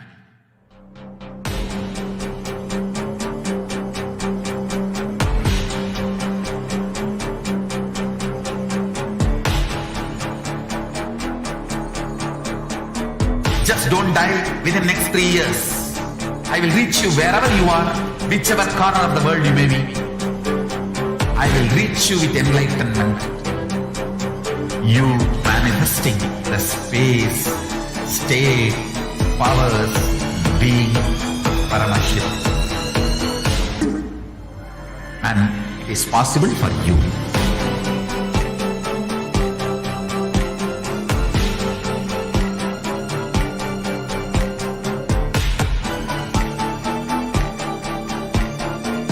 Paramashivoham will reach you with enlightenment science. I know he is going to do the job. Just be alive for next 3 years. Nothing else. What I mean by the word e-Kailasa, listen intensely. Enlightenment ecosystem, literally enlightenment itself, in your own home, wherever you are. If you cannot come to Kailasa, it's okay. Kailasa can come to you. Kailasa coming to you is e-Kailasa.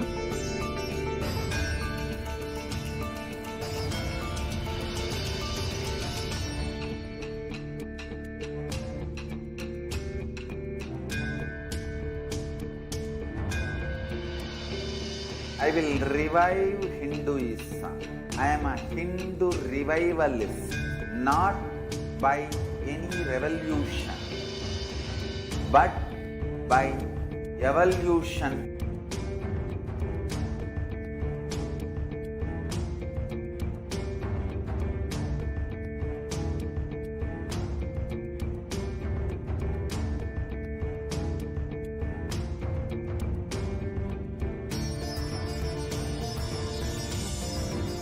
and setting model community.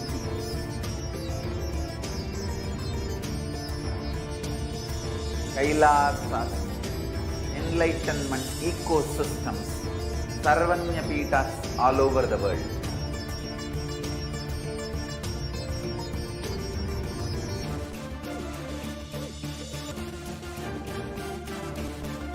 All powerful cognition, knowledge, only when you live power manifestation and possibilities manifestation happens.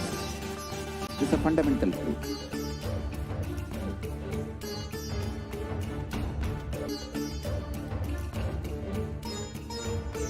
Hinduism cannot live exclusively as one sampradaya. No. All sampradayas of Hinduism is an ecosystem.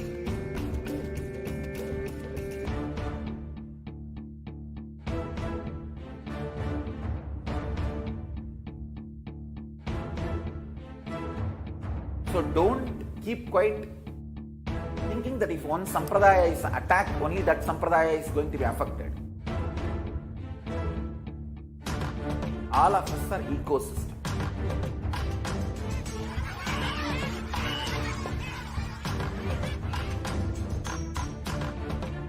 I invite all of you to get involved and enjoy Hinduism by the principle of Dharmo Rakshati Rakshitaha. When you protect Dharma, Dharma protects you. You will make the whole planet flourish spiritually. The spiritual prosperity will happen to the whole planet. We all have to coexist together.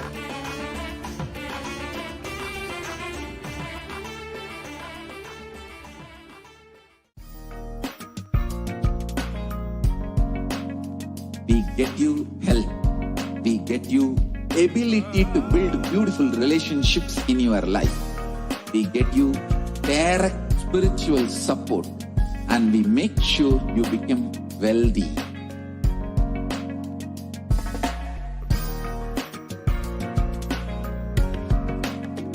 We won't stop giving you just good life.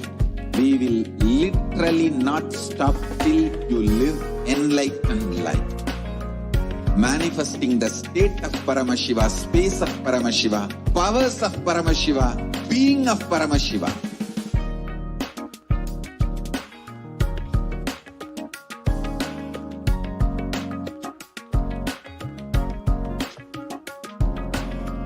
Whole world should become e-Kailashians. I want the whole world to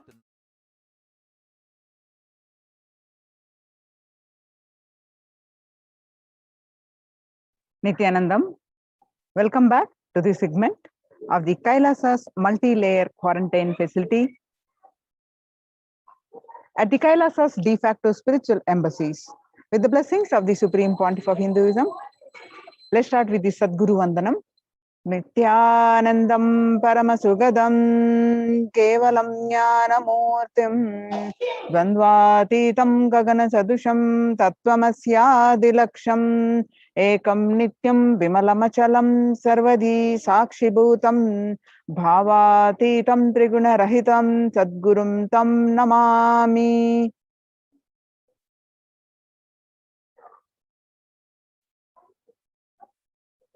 So what we learned from this segment today is concerning statistics on mental health and global peace across the world due to COVID-19 pandemic. What are the Supreme Pontiff of Hinduism and Kailasa's contribution towards the global peace, and the Supreme Pontiff of Hinduism spiritual solutions for COVID-19 and Kailasa's COVID care protection centers, some glimpses, and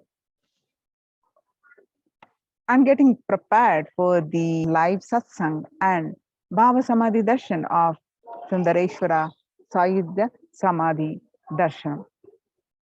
So, the crisis that we are under. Today, people around the world are trying to grapple with the grim reality that the pandemic is far from over. The aftermath of the current calamity promises to be much more devastating. The greatest economics of the world are facing disastrous futures. Countries are facing off each other in deep mistrust. So now let us understand some of the statistics and current news. In Australia, reported a record number of coronavirus cases recently when the country continues to battle with a third wave of COVID-19 infections. The World Health Organization makes a big statement about the Delta variant of COVID-19. And COVID-19 has killed more Americans than the influenza pandemic of 1918 to 19 did. The 1918 to 19 influenza flu infected about 25% of Americans and killed an estimated 0.65% with 675,000 deaths. COVID-19 has infected more than 12% of Americans and killed about 0.2% with 676,000 deaths. Now that the US death toll from COVID-19 has surpassed 676,000, the coronavirus pandemic has killed more Americans than the 1918 to 19 influenza pandemic did. So Axios and other Associated Press both reported the grim milestones recently. So COVID-19 pandemic now officially US deadliest pandemic as the death toll crosses that of the 1918 pandemic. People infected with the alpha variant exhales 100 times more virus into the air than original COVID strain, according to a study. And 6 feet distance may not be enough to prevent viral transmission indoors. And COVID-19 Delta variant is still most concerning, says the World Health Organization. And in US, COVID-19 pandemic is nowhere under control, says the Chief Medical Advisor, Mr. Anthony Fauci. He said, right now we are still in pandemic mode because we have 160,000 new infections a day. That's not even modestly in good control. In an interview with Axios, the US has reported 40 million cases of COVID-19 since the outbreak of the virus, with over 4 million infections adding up in the past few weeks. The increase in COVID cases comes as the US administration earlier this month announced that it is planning to provide booster shots of the vaccine as the Delta variant has become dominant in the nation and is wreaking havoc. The surge in Delta variants is driven by the new vaccination coverage in many communities across the US, according to the US Center for Disease Control and Prevention. In a country of our size, you can be hanging around and having 100,000 infections a day. You have got to get well below 10,000 before you start feeling comfortable, Mr. Fauci added. COVID-19 made the world less peaceful. The COVID-19 violent incidences and fatalities, and what the increase in the violent incidences after the pandemic, according to the World Economic Forum, making the world less peaceful. Younger adults are more likely to report symptoms of anxiety and or depressive disorder during the COVID-19 pandemic.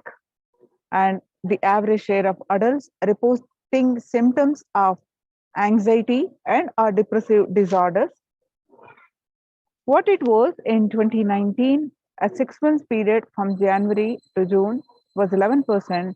Now in just 1 month of the beginning of this year, January 2021, rose up to 41.1%. And some more statistics confirming the same, that the younger adults are more likely to report symptoms of anxiety and or depressive disorder than the older adults. Stress in America, a national mental health crisis. COVID-19 is a significant stressor for most Americans. Nearly 8 in 10, which is 78%, say the coronavirus pandemic is a significant source of stress in their life. And nearly 7 in 10, which is 67%, say they have experienced this increased stress over the course of the pandemic.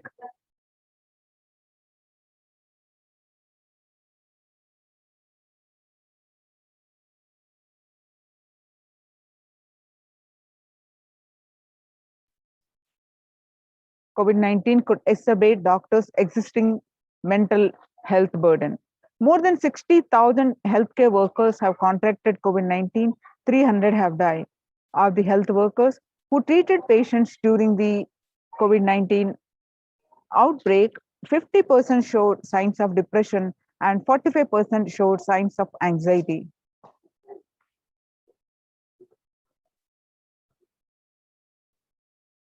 Self-reported mental health among pregnant women, new mothers before COVID-19 pandemic, depression was 15% and now it rose up to 40.7 during the pandemic.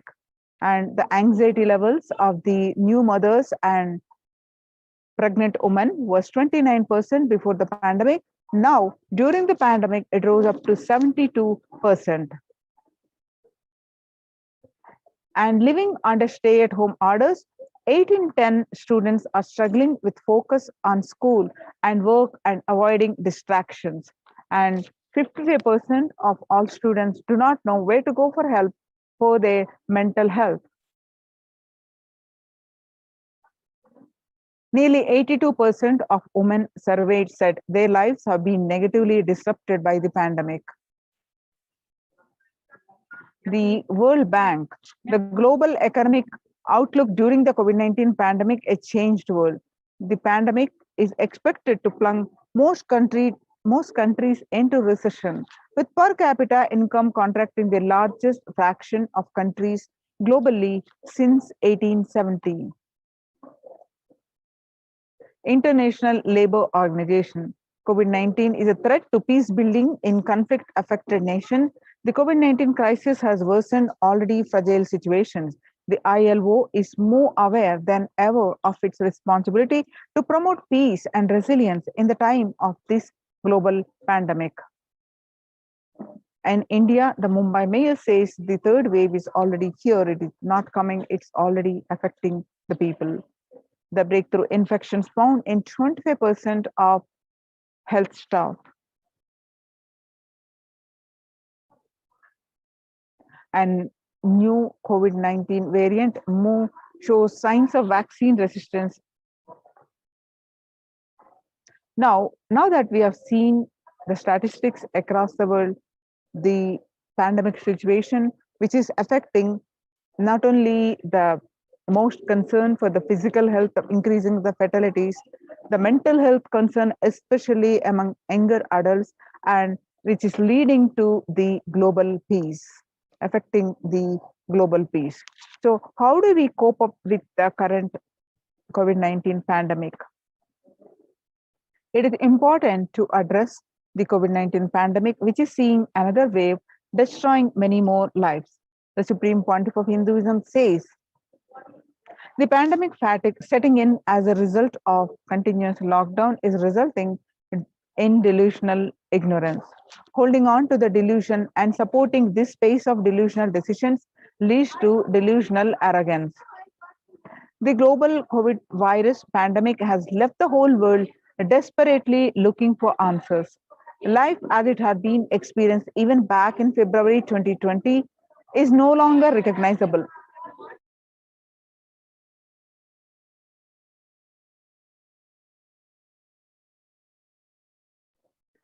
Life as it had been experienced even back in February 2020 is no longer recognizable. Drastic change is the order of the day, with people having to redefine their world with new paradigms of economy, society, faith, religion, and health. Blessed are those who have had the greatest fortune to be with incarnation of Paramashiva, the Supreme Pontiff of Hinduism, in their life to carry them through the crisis.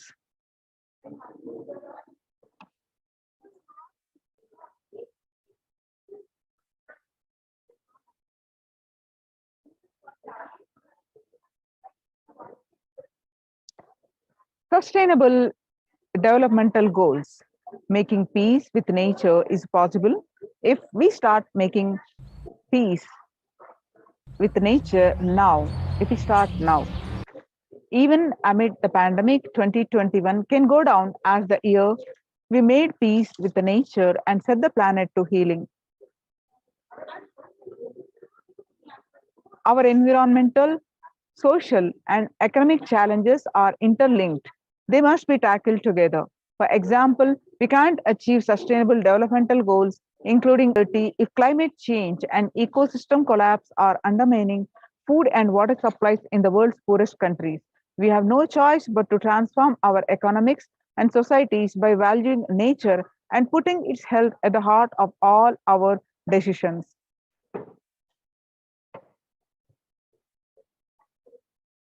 Now let's watch a small clip of making peace with nature.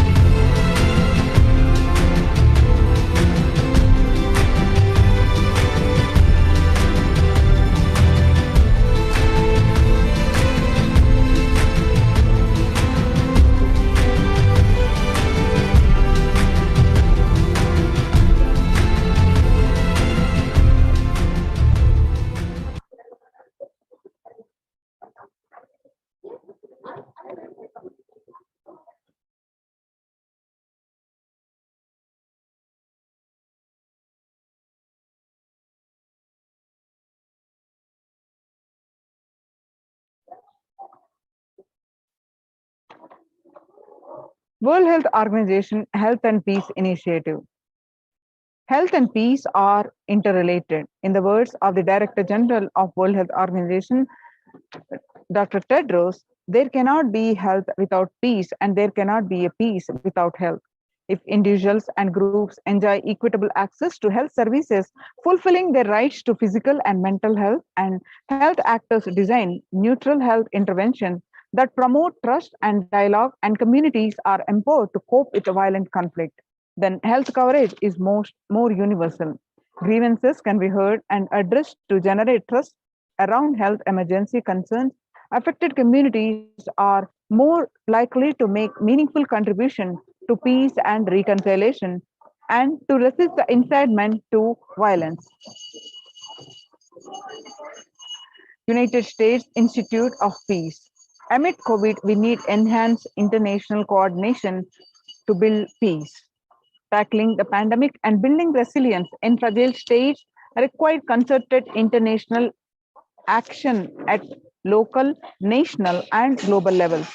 As the humanitarian and economic toll of the COVID-19 pandemic continues to grow, so does the risk that this crisis will fuel new conflicts around the world while stemming prospects for resolving ongoing ones.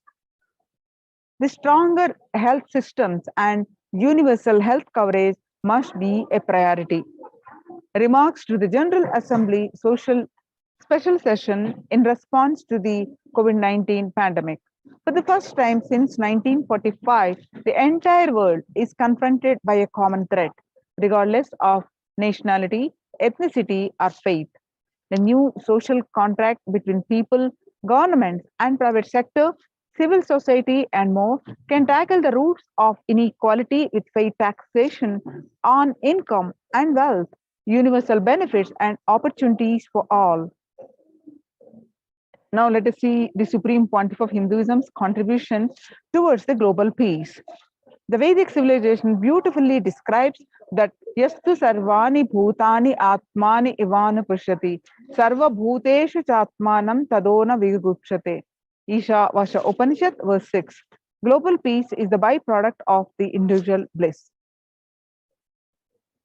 Whenever an individual goes through a spiritual bliss, he manifests beautiful, peaceful life for him and everyone around him.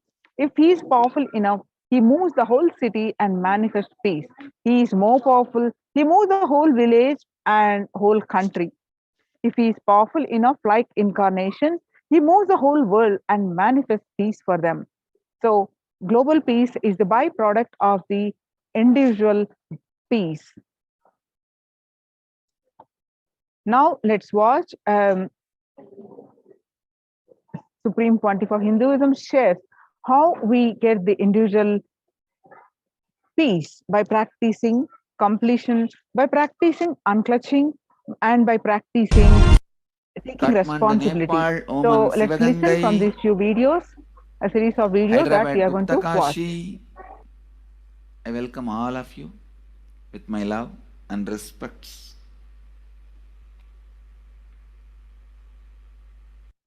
In many bodies.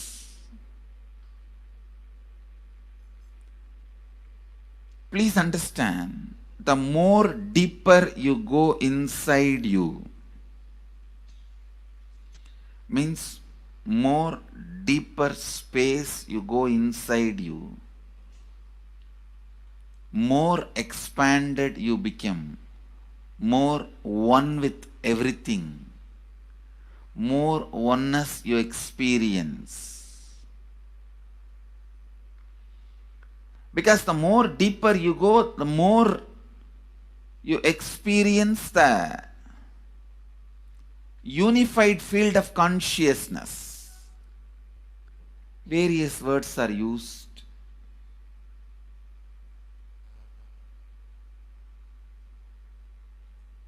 Hindu traditions uses the word Atma, Brahman. Some of the Hindu traditions use the word Nirvana. Whatever word, Atman, Brahman, Nirvana, unified field of consciousness, whatever. But one thing I want to tell you, the deeper and deeper you go in your inner space, you experience the vast oneness. The more superficial you are, the more incompletions you carry with others, even with yourself. The more superficial you become, even your own right hand and left hand fights with each other. Different parts of you fights with you. Different thoughts of you fights with you. Even you fight with you, the more superficial you go, the more deeper you start traveling. First, you get integrated. The you fighting with you stops. Then, the people around you get integrated. They fighting with you stops. Completion with yourself, then completion with others, then comes completion with other things, not just living beings, even with inanimate beings. The completion starts happening. Even with the nature, completion starts happening. Please understand, the more deeper you travel, the more deeper you go, the more deeper you settle down, the more deeper you start living.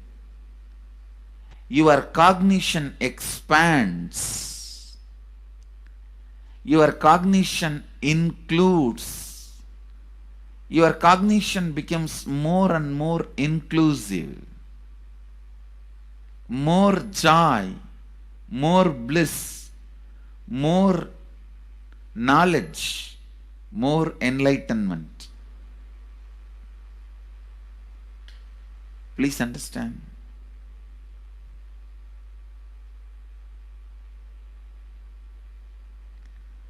The more and more completion happens in you, you will see everyone around you feels complete with you. That is why I am saying, whether they have body or they are disembodied, in the deepest corners of your being, deepermost layers of your being, deepest parts of your being, you experience such powerful awareness, such joy.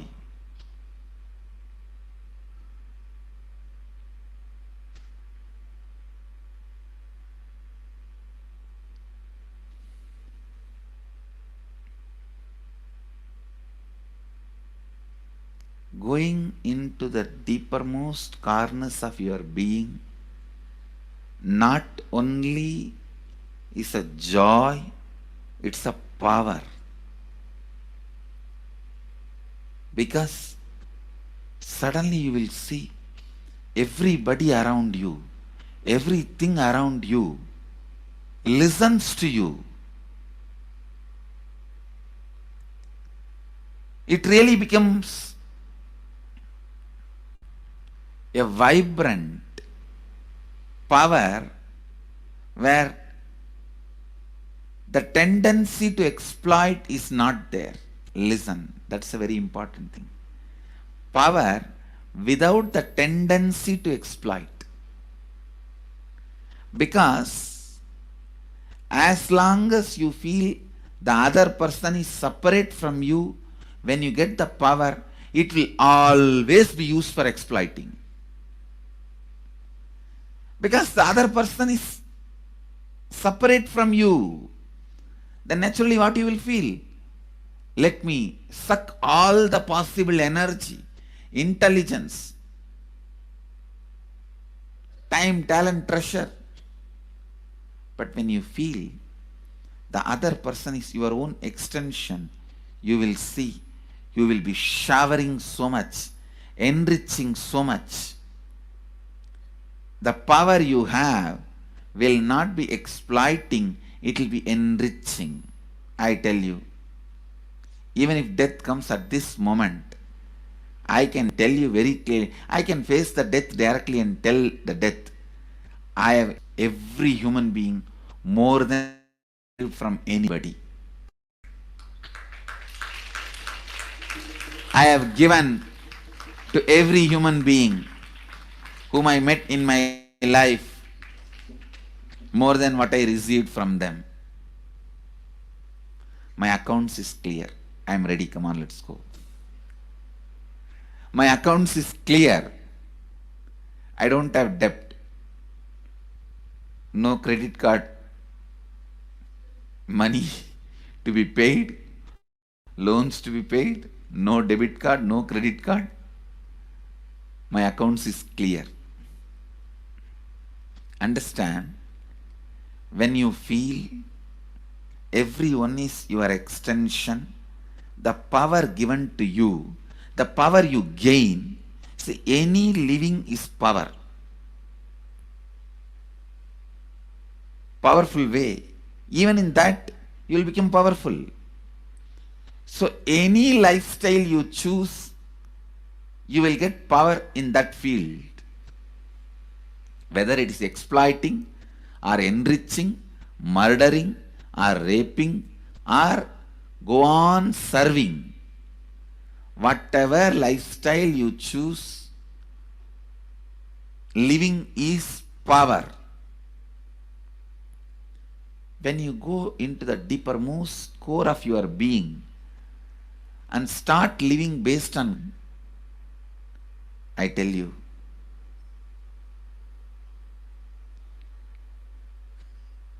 the first power you will experience is everything around you listens to you. That power will simply make you enrich everyone.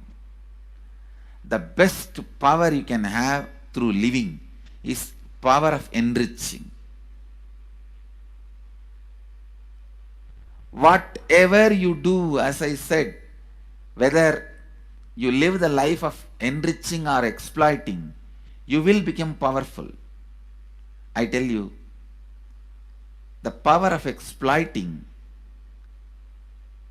brings more and more conflict within and without. And those conflicts naturally bring suffering. And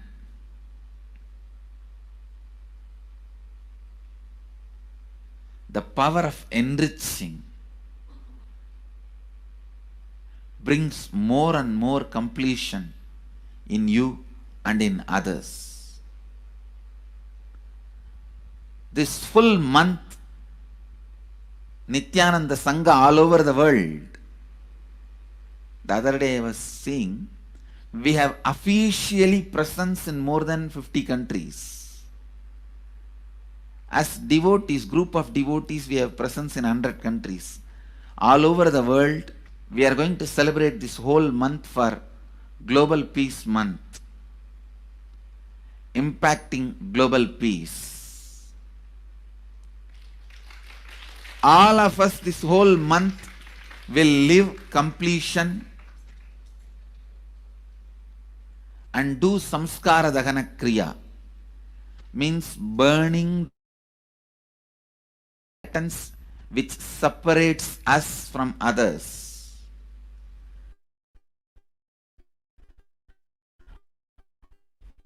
Burning the patterns which are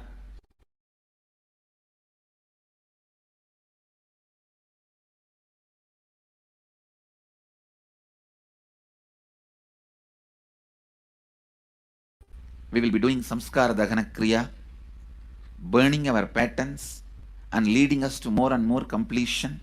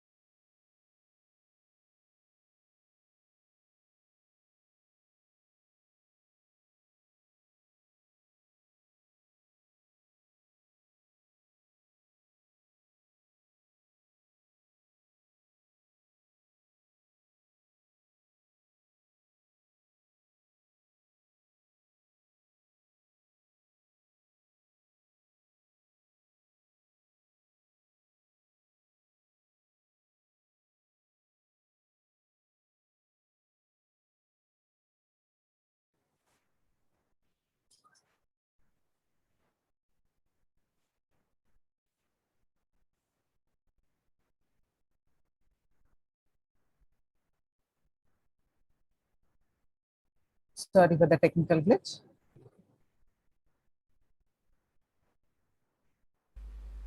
And we also have special 3 Nitya Dhyana Yoga program teaching people science of completion and facilitating samskara dahana kriya.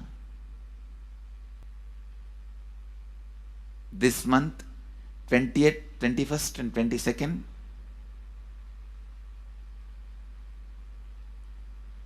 this whole month, all over the world, all our temples, ashrams, centers, yoga centers, schools, colleges, universities should do samskara dahana kriya, should do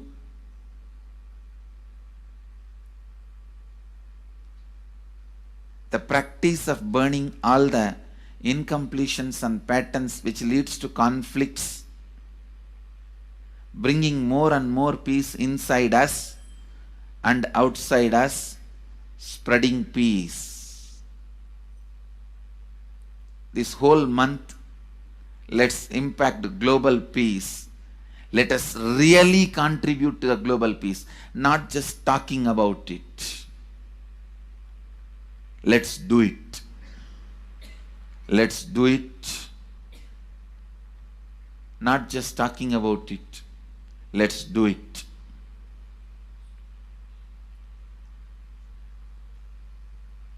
Even if you teach the Samskara Dagana Kriya to 50 people in each area,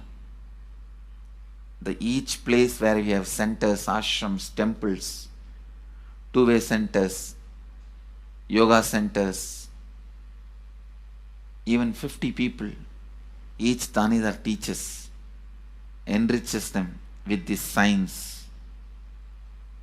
The amount of suffering and negative waves, negative vibes reduction can contribute so much to the world. Please understand. One positive person can burn millions people negativity. Experientially, with evidence we proved, one positive person has already burnt at least 20 million people's negativity in last 10 years and brought peace. So each one of you, if you stand up as one positive being, one authentic, responsible, enriching being,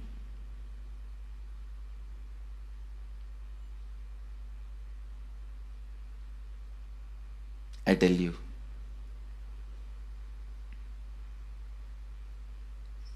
we can do so much to the world. It will be a better place than the time we entered. When we leave, it should be a better place. That's all. When we leave the earth, it should be a better place. So understand, inner peace is your birthright. Go to the depths of your being. Bring more and more completion into you. Completion with others. And start living Advaita. Today in the Inner Awakening session, it's all about completion with others. So last 6 days, literally, you worked so much, one by one by one by one by one, layer by layer by layer by layer. The completion with yourself. Now comes completion with others. Today, we are starting the science of completion with others.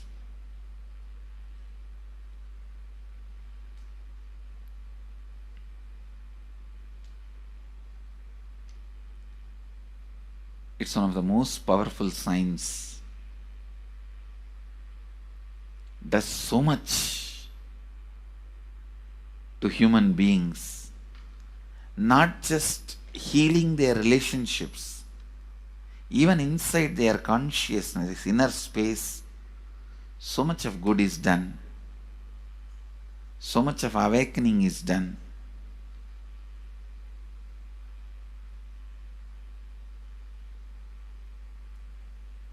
See, when you have completed with others, the kind of strength you feel is the power of Advaita. Strength of Advaita. Today the Inner Awakening sessions are all about completion with others. We have long session today working on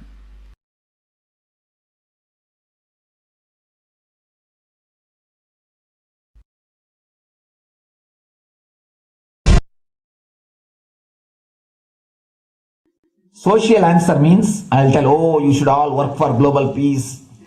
You should all work for turning the world. You should work for revolution. You should work for all these, that things. You should vote only the party which says that it will stop the war and all these things. This is the social answer.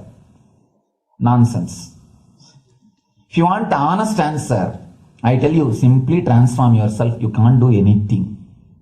If at all you can do, you would have done it. Be honest.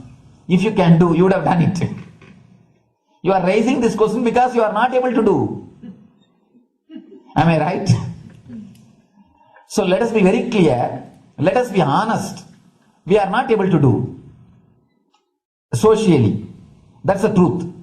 That's the reason you are sitting here and raising the question. I tell you, understand few important things.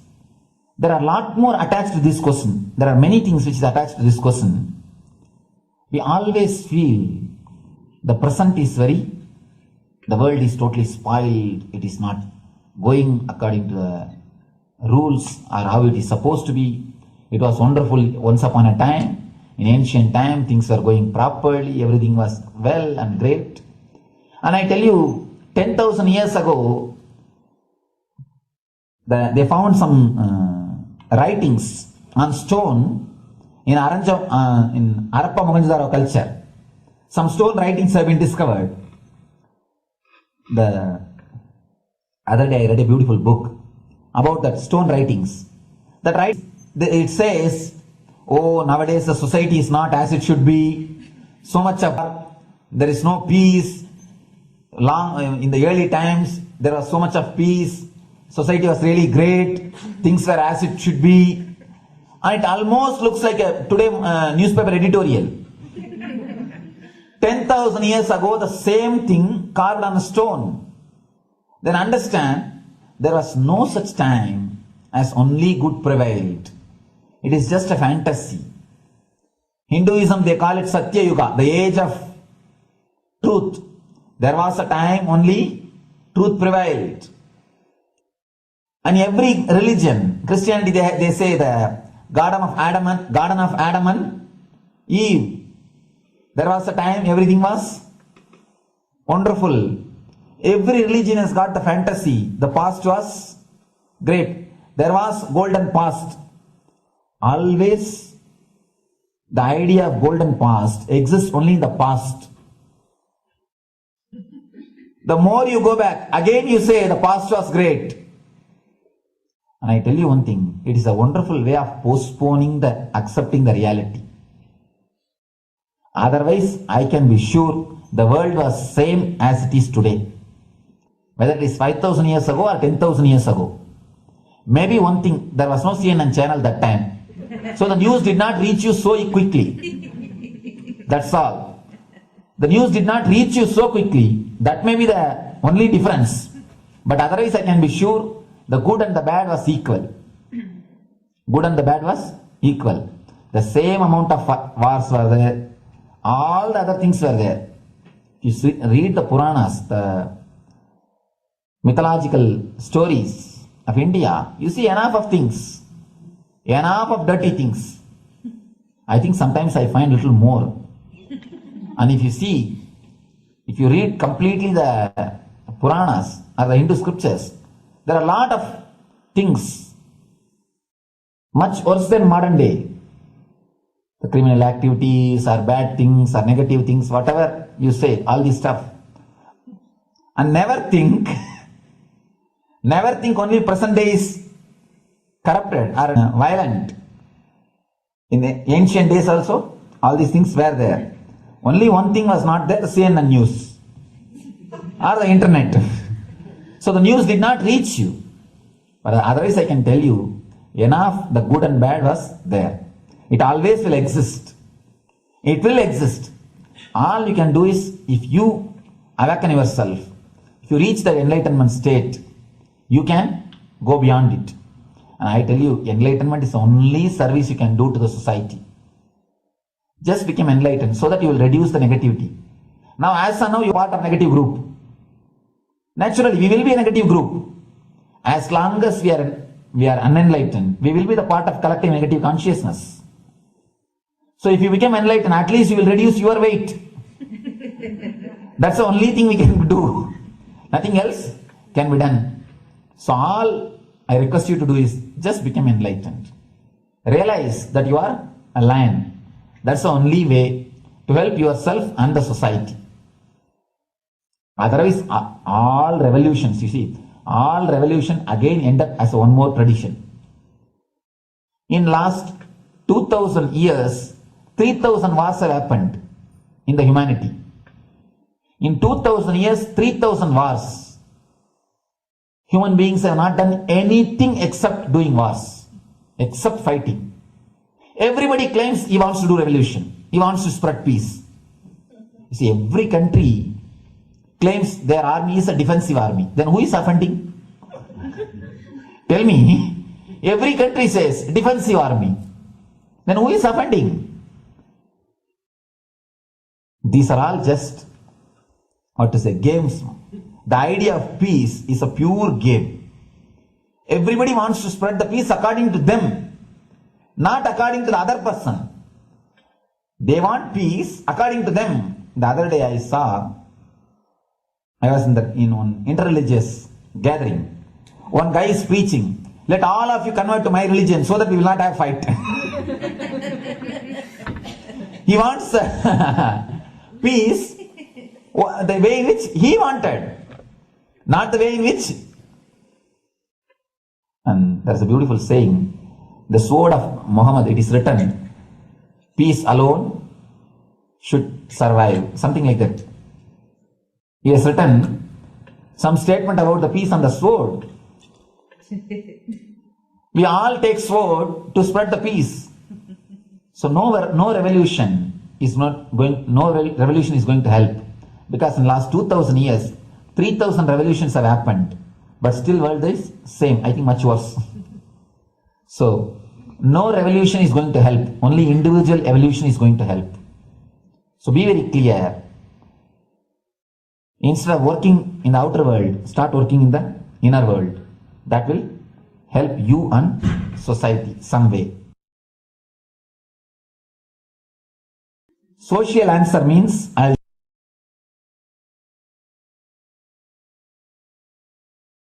Listen carefully. The space of Shanti,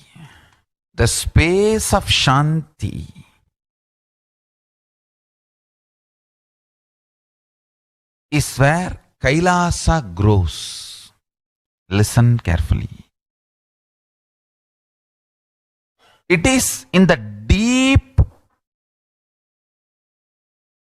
powerfulness of peace, or peace-centered powerfulness is the ground, breeding ground for Paramashivatva to manifest.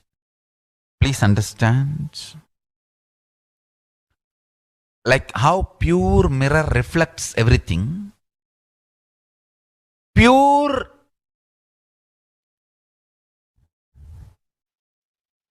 Shanti-based Shakti,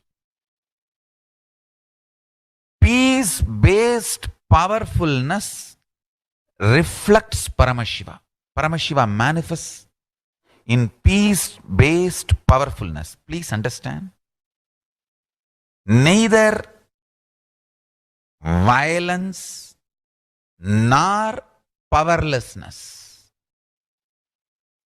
Powerlessness is weakness. Violence is abusive. Peace-centered powerfulness.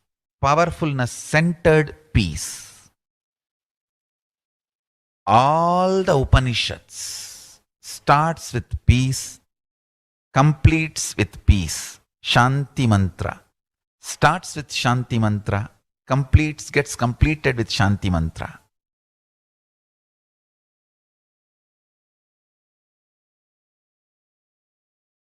Peace-based powerfulness is a fundamental requirement for Paramashivatva to manifest. That is why people who don't want us to manifest Paramashivatva or power manifestation do not want to allow the peace in our life, or do not want peace in our campus. Understand? But Only if you are peaceful, which cannot be shaken even by the demons and devils and rakshasas, we can be in eternal peace. So, remember this very clearly.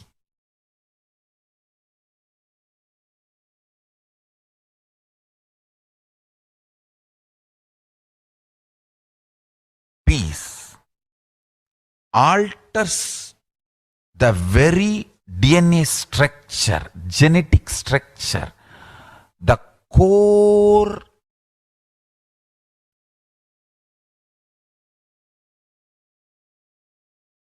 Anu Mahat structure. Understand? Anoraniyan Mahato Mahiyan.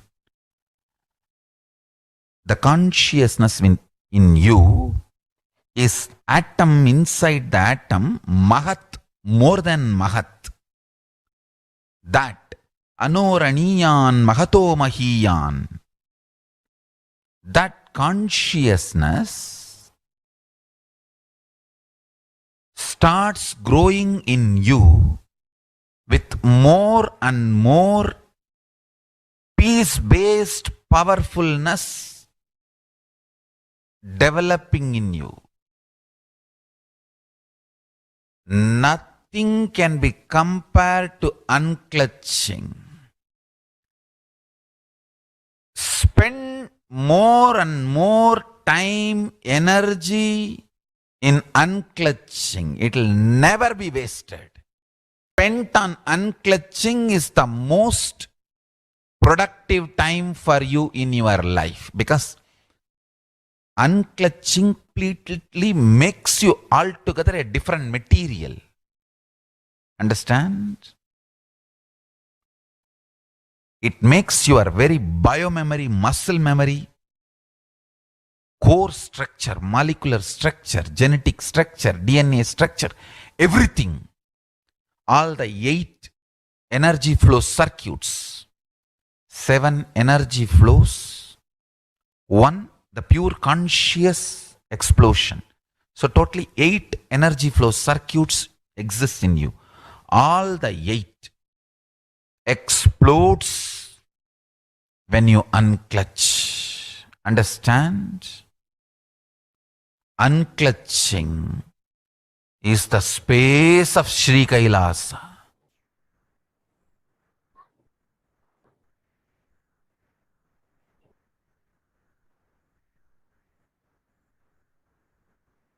So now, let us see the Supreme Pontiff of Hinduism contributions for the global peace. The sovereign order of Kailasa, led by the Supreme Pontiff of Hinduism and Nithya order of monks, nuns, and Hindu diaspora, are working for global peace and to give a super consciousness breakthrough to humanity.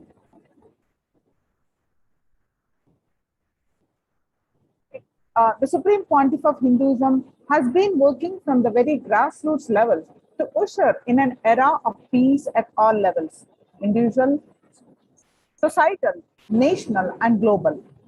His deep insights into the workings of the human mind, body, emotions have enabled him to powerfully and directly address various social and emotional problems facing humanity today.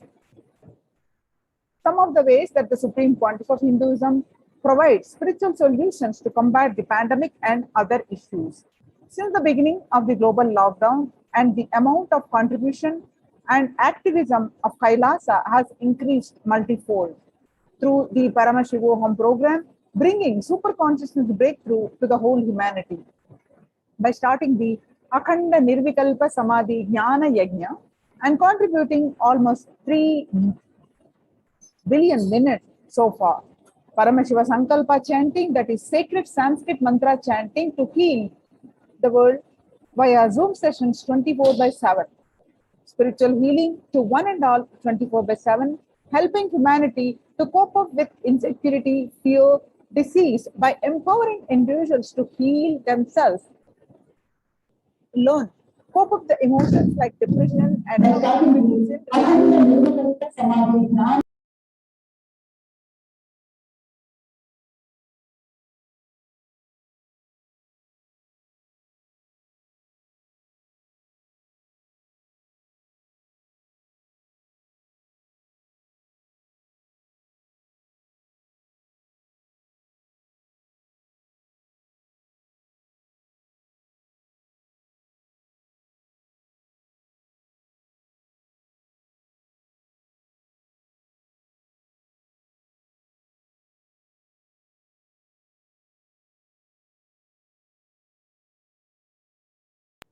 spiritual healing to one and all 24/7, and helping humanity to cope up with insecurity, fear, disease, and empowering individuals to heal themselves and learn to cope up with emotions like depression and tough situations in relationship, providing alternative solutions to worldly problems through power manifestation. Now we have the live satsang at 8 p.m. Indian Standard Time. Now let's get prepared for the, and followed by the Sundareshwara Saibhya Samadhi Bhava Samadhi Darshan. So let's get prepared for the Bhava Samadhi Darshan and the live satsang.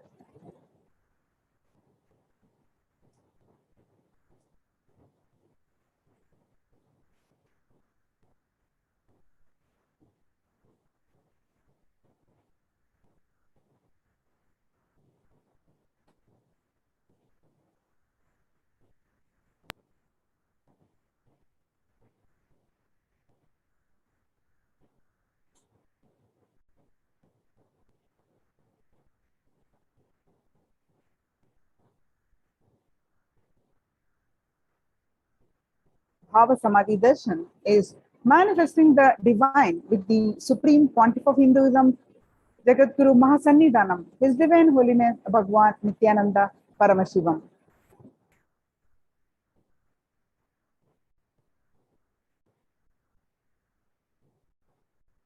Bhava Samadhi Darshan is not an event in space and time. Rather, darshan happens at the moment when we are lifted out of space and time. During the Bhava Samadhi Darshan, our neurons mirror that of the avatar. Bhava is defined as directing and activating the emotional and spiritual energy that is created through meditation on the avatar. The brain neurons mirror, activate, and process all the observed movement or information of the avatar just by seeing and without the physical act of imitation. That is, our entire body silently and without movement recreates what is happening distances far away, experiencing the superconsciousness energy radiated by the avatar.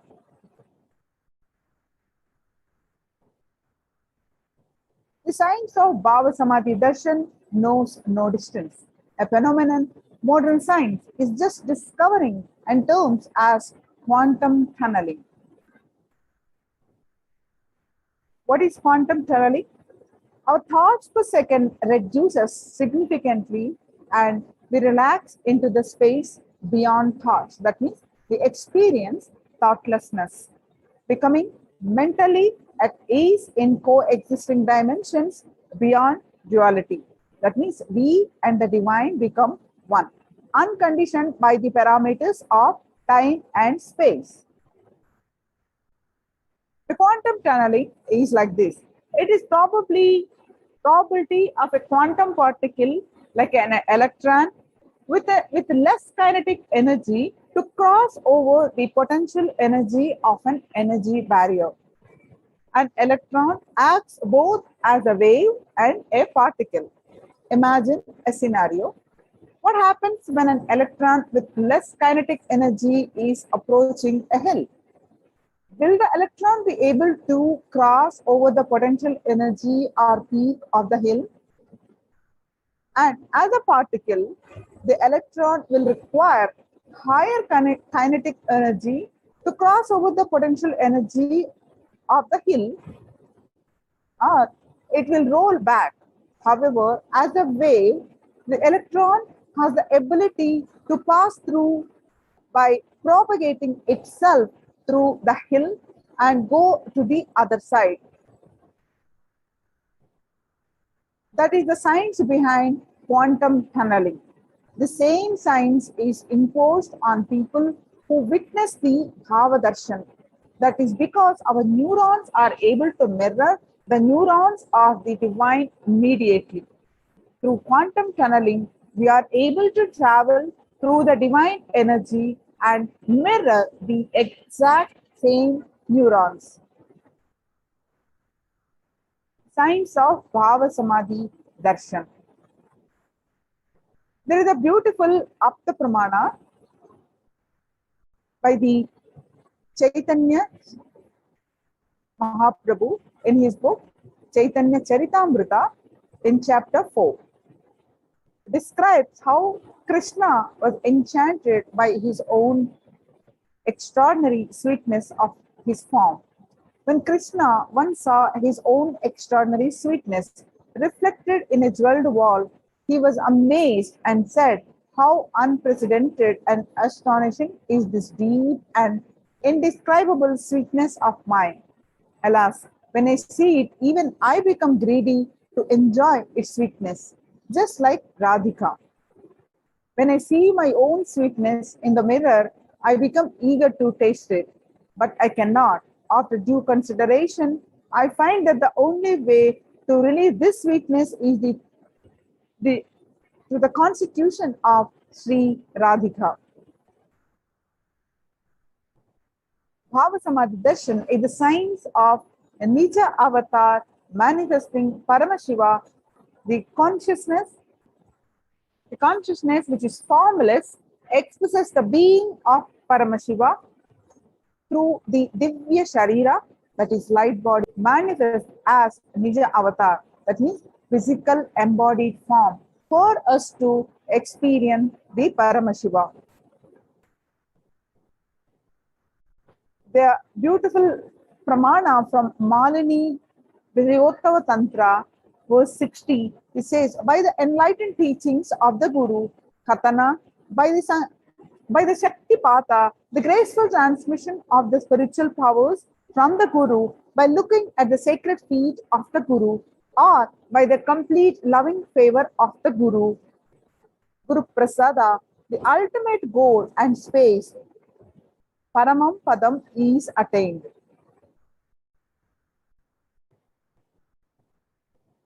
Devi Parashakti expresses through the being of Rajarajeshwari and manifests as Nija avatar, the physical form, as Devi Meenakshi.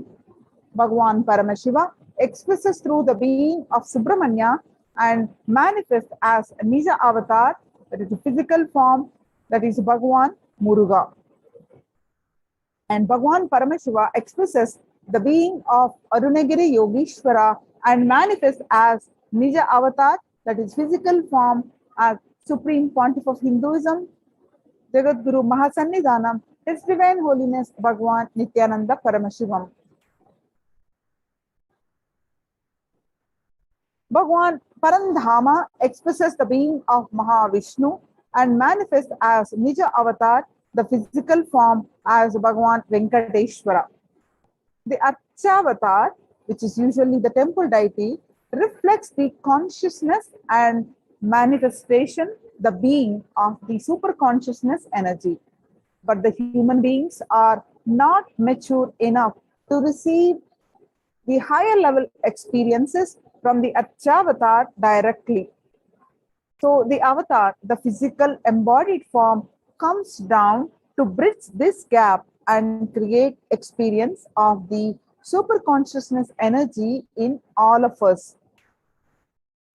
When we have the Bhava Samadhi Darshan of the Nija avatar manifesting beings of various dimensions of Paramashiva, the auspicious components and the powerfulness of those dimensions of Paramashiva are awakened in us. The dimension of Paramashiva manifesting in the Nija avatar experience the same is Bhava Samadhi Darshan. Bhava Samadhi Darshan is the direct experience of causeless bliss. During the Bhava Samadhi Darshan, our being comes alive and celebrates with the energy wave of existence. Our very muscles learn to imbibe and radiate Paramashiva. Bhava Samadhi Darshan is like a window to the infinite expanse of consciousness, allowing us to glimpse the formless in a way that we can understand. Even without much effort from our side, Our very biomemory awakens to the space of Paramashiva, the ultimate consciousness during the Bhava Samadhi Darshan.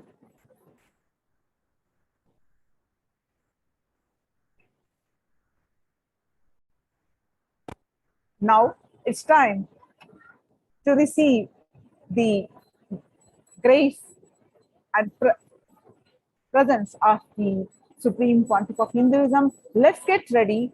Please sit straight with your head, neck, and back straight. Inhale deeply, exhale deeply. Intensely connect with the Supreme Pontiff of Hinduism and sit with the deep space of gratitude. And with that space of gratitude, let's start chanting the Mahavakya. Om Nithyananda Paramashivoham. Om Nithyananda Paramashivoham. Om Nithyananda Paramashivoham. Continue to chant the Mahavakya and sit with a deep space of gratitude, and let us receive the Supreme Pontiff of Hinduism for the light satsang followed by the Bhagwan Sundareshwara Sayudhya Samadhi Bhava Samadhi Darshan.